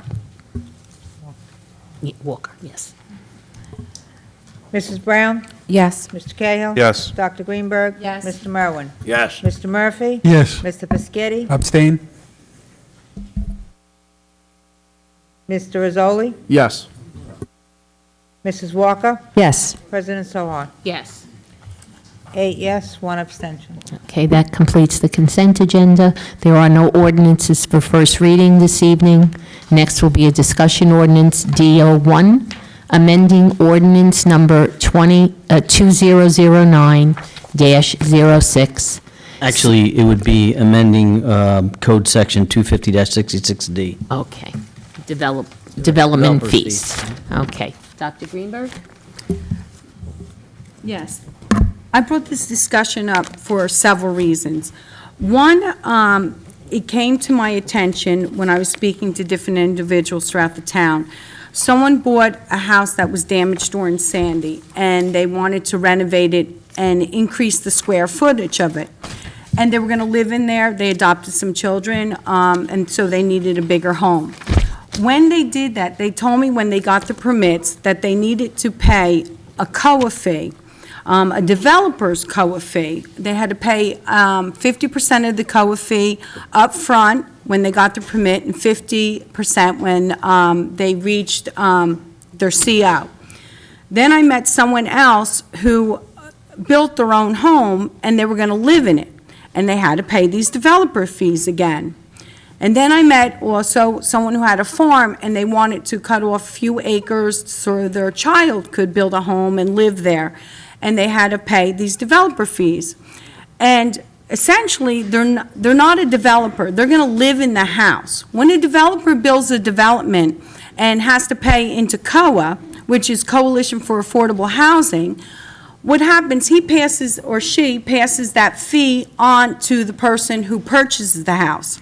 When the individuals are singly building the house that they're going to live in, I thought this was a double taxation because when whether they increase the square footage or whether they live there, they're living there and they're going to be taxed. So they're paying a fee that is essential for a developer.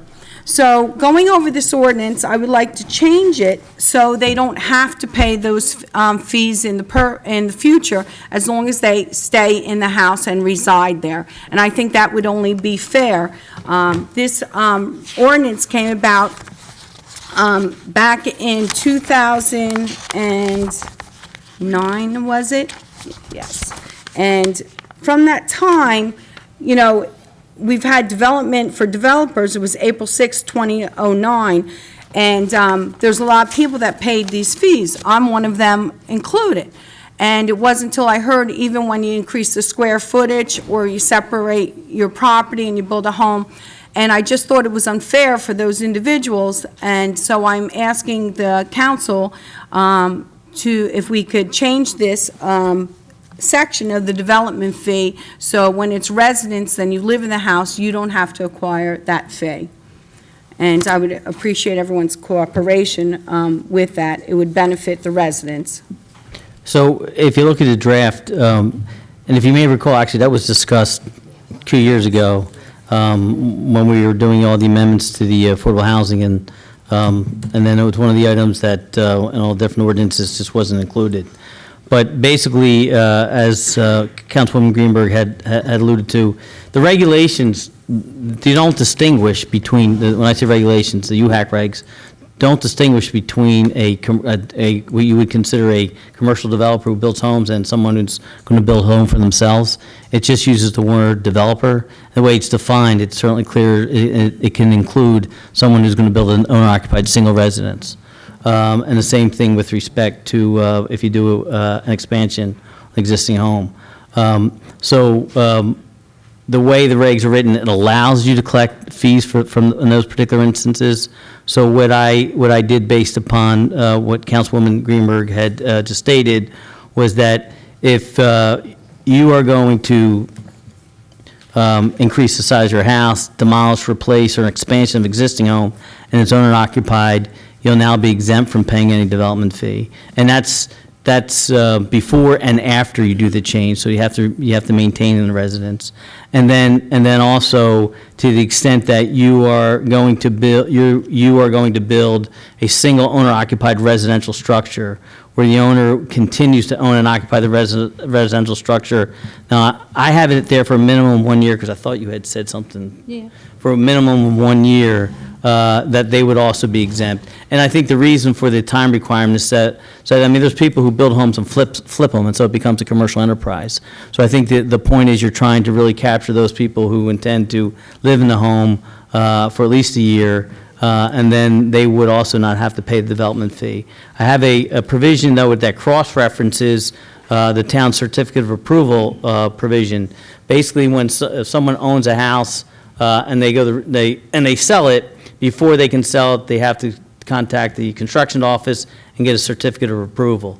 So someone may ask, well, how are you going to catch somebody if, how are you going to know they're not going to do it within a year? Well, a condition to obtaining that certificate of approval would be, let's say that they sell it it's less than a year, then the development fee would be a condition of getting that certificate of approval. So I tied it to the issuance of that, so that would allow us to capture anyone who tries to sell a house under a year of owning it.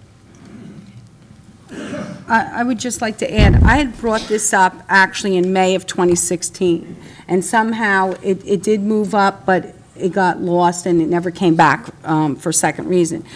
But the other thing is, what happens when an individual's building their home, they don't take into consideration this extra fee. And with permits and everything, there's soil samples, everything that you have to do, they're added on figures. When you get the figure that you're going to build your house, you really put out a lot of out-of-pocket money more.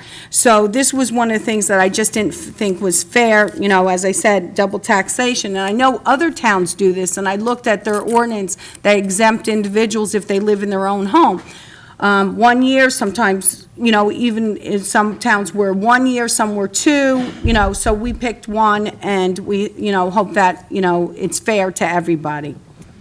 Okay, thank you. I saw Mr. Pischetti had his hand up. Yeah, I am very happy that Dr. Greenberg brought this up, because there are a number of ordinances in our town that I feel that are unfair, and I would love to see changed.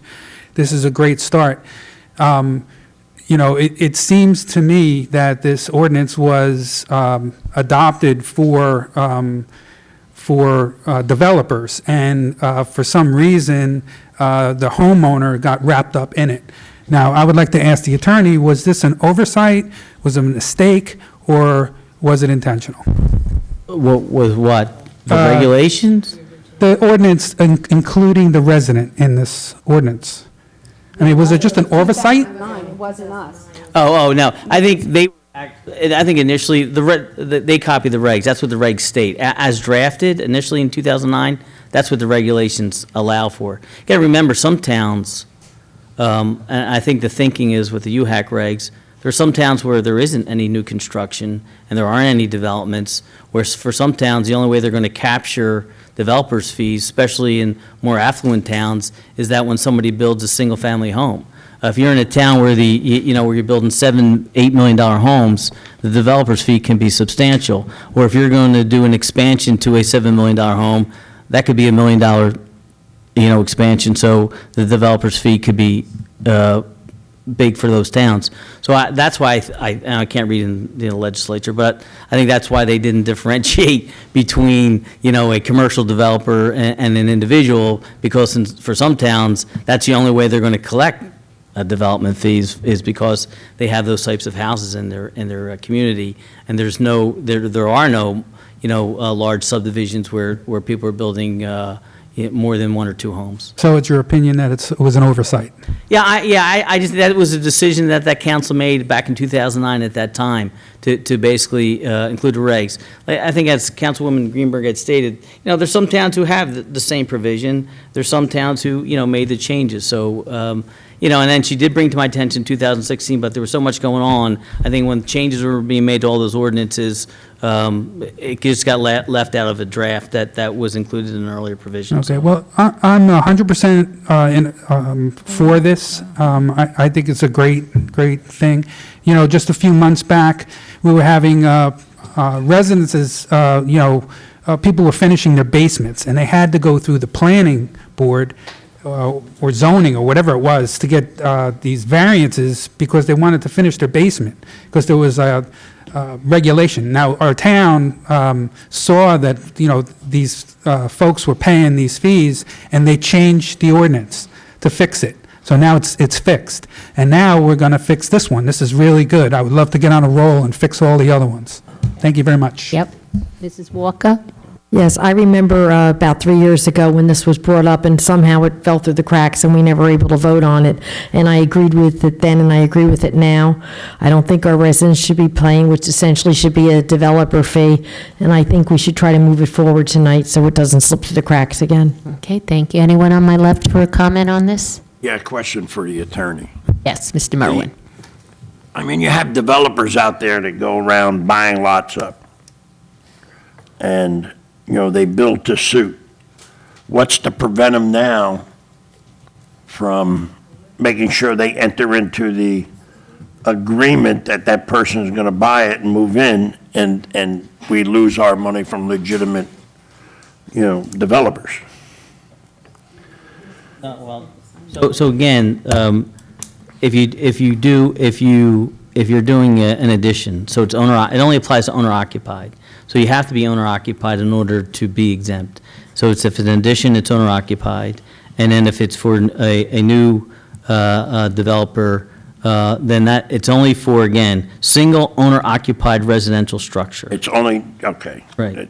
So that's what it'll only be? Yep. Okay, very good. And it's where the owner will continue to own and occupy the residential structure for Anyone else? a one-year period. Sorry. Okay, is there anyone else with a comment or a question? Move it. Anybody? Oh, sorry. I just want to close the comments. I move it. Okay. Move But it I for want to first close the reading. comments by saying I do agree. I think we should work with the residents as best we can, and I think this is something that should have been revisited a while ago, so this is a good thing. Okay, motion by Dr. Greenberg. Second? So we're clear, so we don't know what's confusion, because I don't know why we go round and round on this. The motion is for introduction, right? Mhm. All right. Yeah, that's introduction. Yes, yes, sir. Here Okay, we thank go. you. I learned.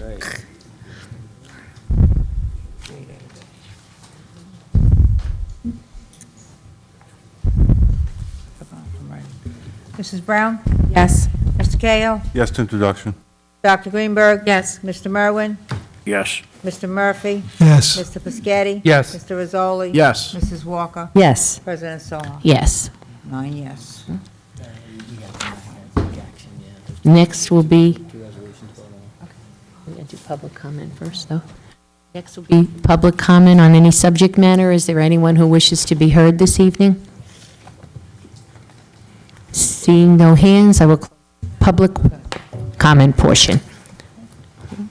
We have executive. Next we'll be going into executive session. We have resolutions ES1 and ES2. We will be motion to adopt those resolution. To go and to discuss Summers litigation update, and OB Thames litigation update. We will be reconvening after the executive session, and action may be taken. Thank you. Could I have a motion and adoption of those two resolutions? Motion. Motion and a second by Mr. Rizzoli to go into executive session. Okay. Mrs. Brown? Yes. Mr. Cahill? Dr. Greenberg? Yes. Mr. Merwin? Yes. Mr. Murphy? Yes. Mr. Piscatty? Mr. Piscatty? He's off dais. Mr. Rizzoli? Yes. Mrs. Walker? Yes. President Soha? Yes. 8 yes.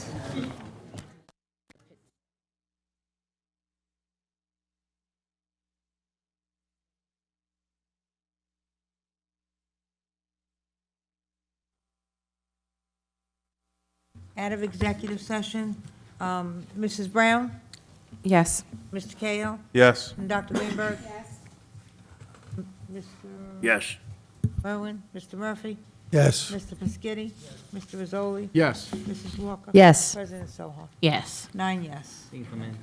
Okay. There's a motion to reconvene. Yep. All right, there's two matters for consideration. The first one is a resolution authorizing addendum number 6 between, I'm sorry. There's two items for consideration after executive session. First item is a resolution authorizing addendum number 6 between ERM, our environmental consultant, and the Township of Overage regarding the summer property. Do you need a motion? I'll make a motion. Second for adoption of that resolution? All right, a Motion. Second. Mark and Dr. Greenberg. Okay. Mrs. Brown? Yes. Mr. Cahill? Yes. Dr. Greenberg? Yes. Mr. Merwin? Yes. Mr. Murphy? Yes. Mr. Piscatty? Yes. Mr. Rizzoli? Yes. Mrs. Walker? Yes. President Soha? Yes. 9 yes. The second matter is a resolution approving the settlement of OB Thames versus Township of Oldbridge litigation matter. Make a motion. Second. Mrs. Brown? Yes. Mr. Cahill? Yes. And Dr. Greenberg? Yes. Mr. Merwin? Abstain. Mr. Murphy? Yes. Mr. Piscatty? Yes. Mr. Rizzoli? Yes. Mrs. Walker? Yes. President Soha? Yes. 8 yes, 1 abstention. Okay, now I'll take a motion to adjourn. Move it. Second. Mrs. Walker, second by Mr. Rizzoli. Take my shoe off.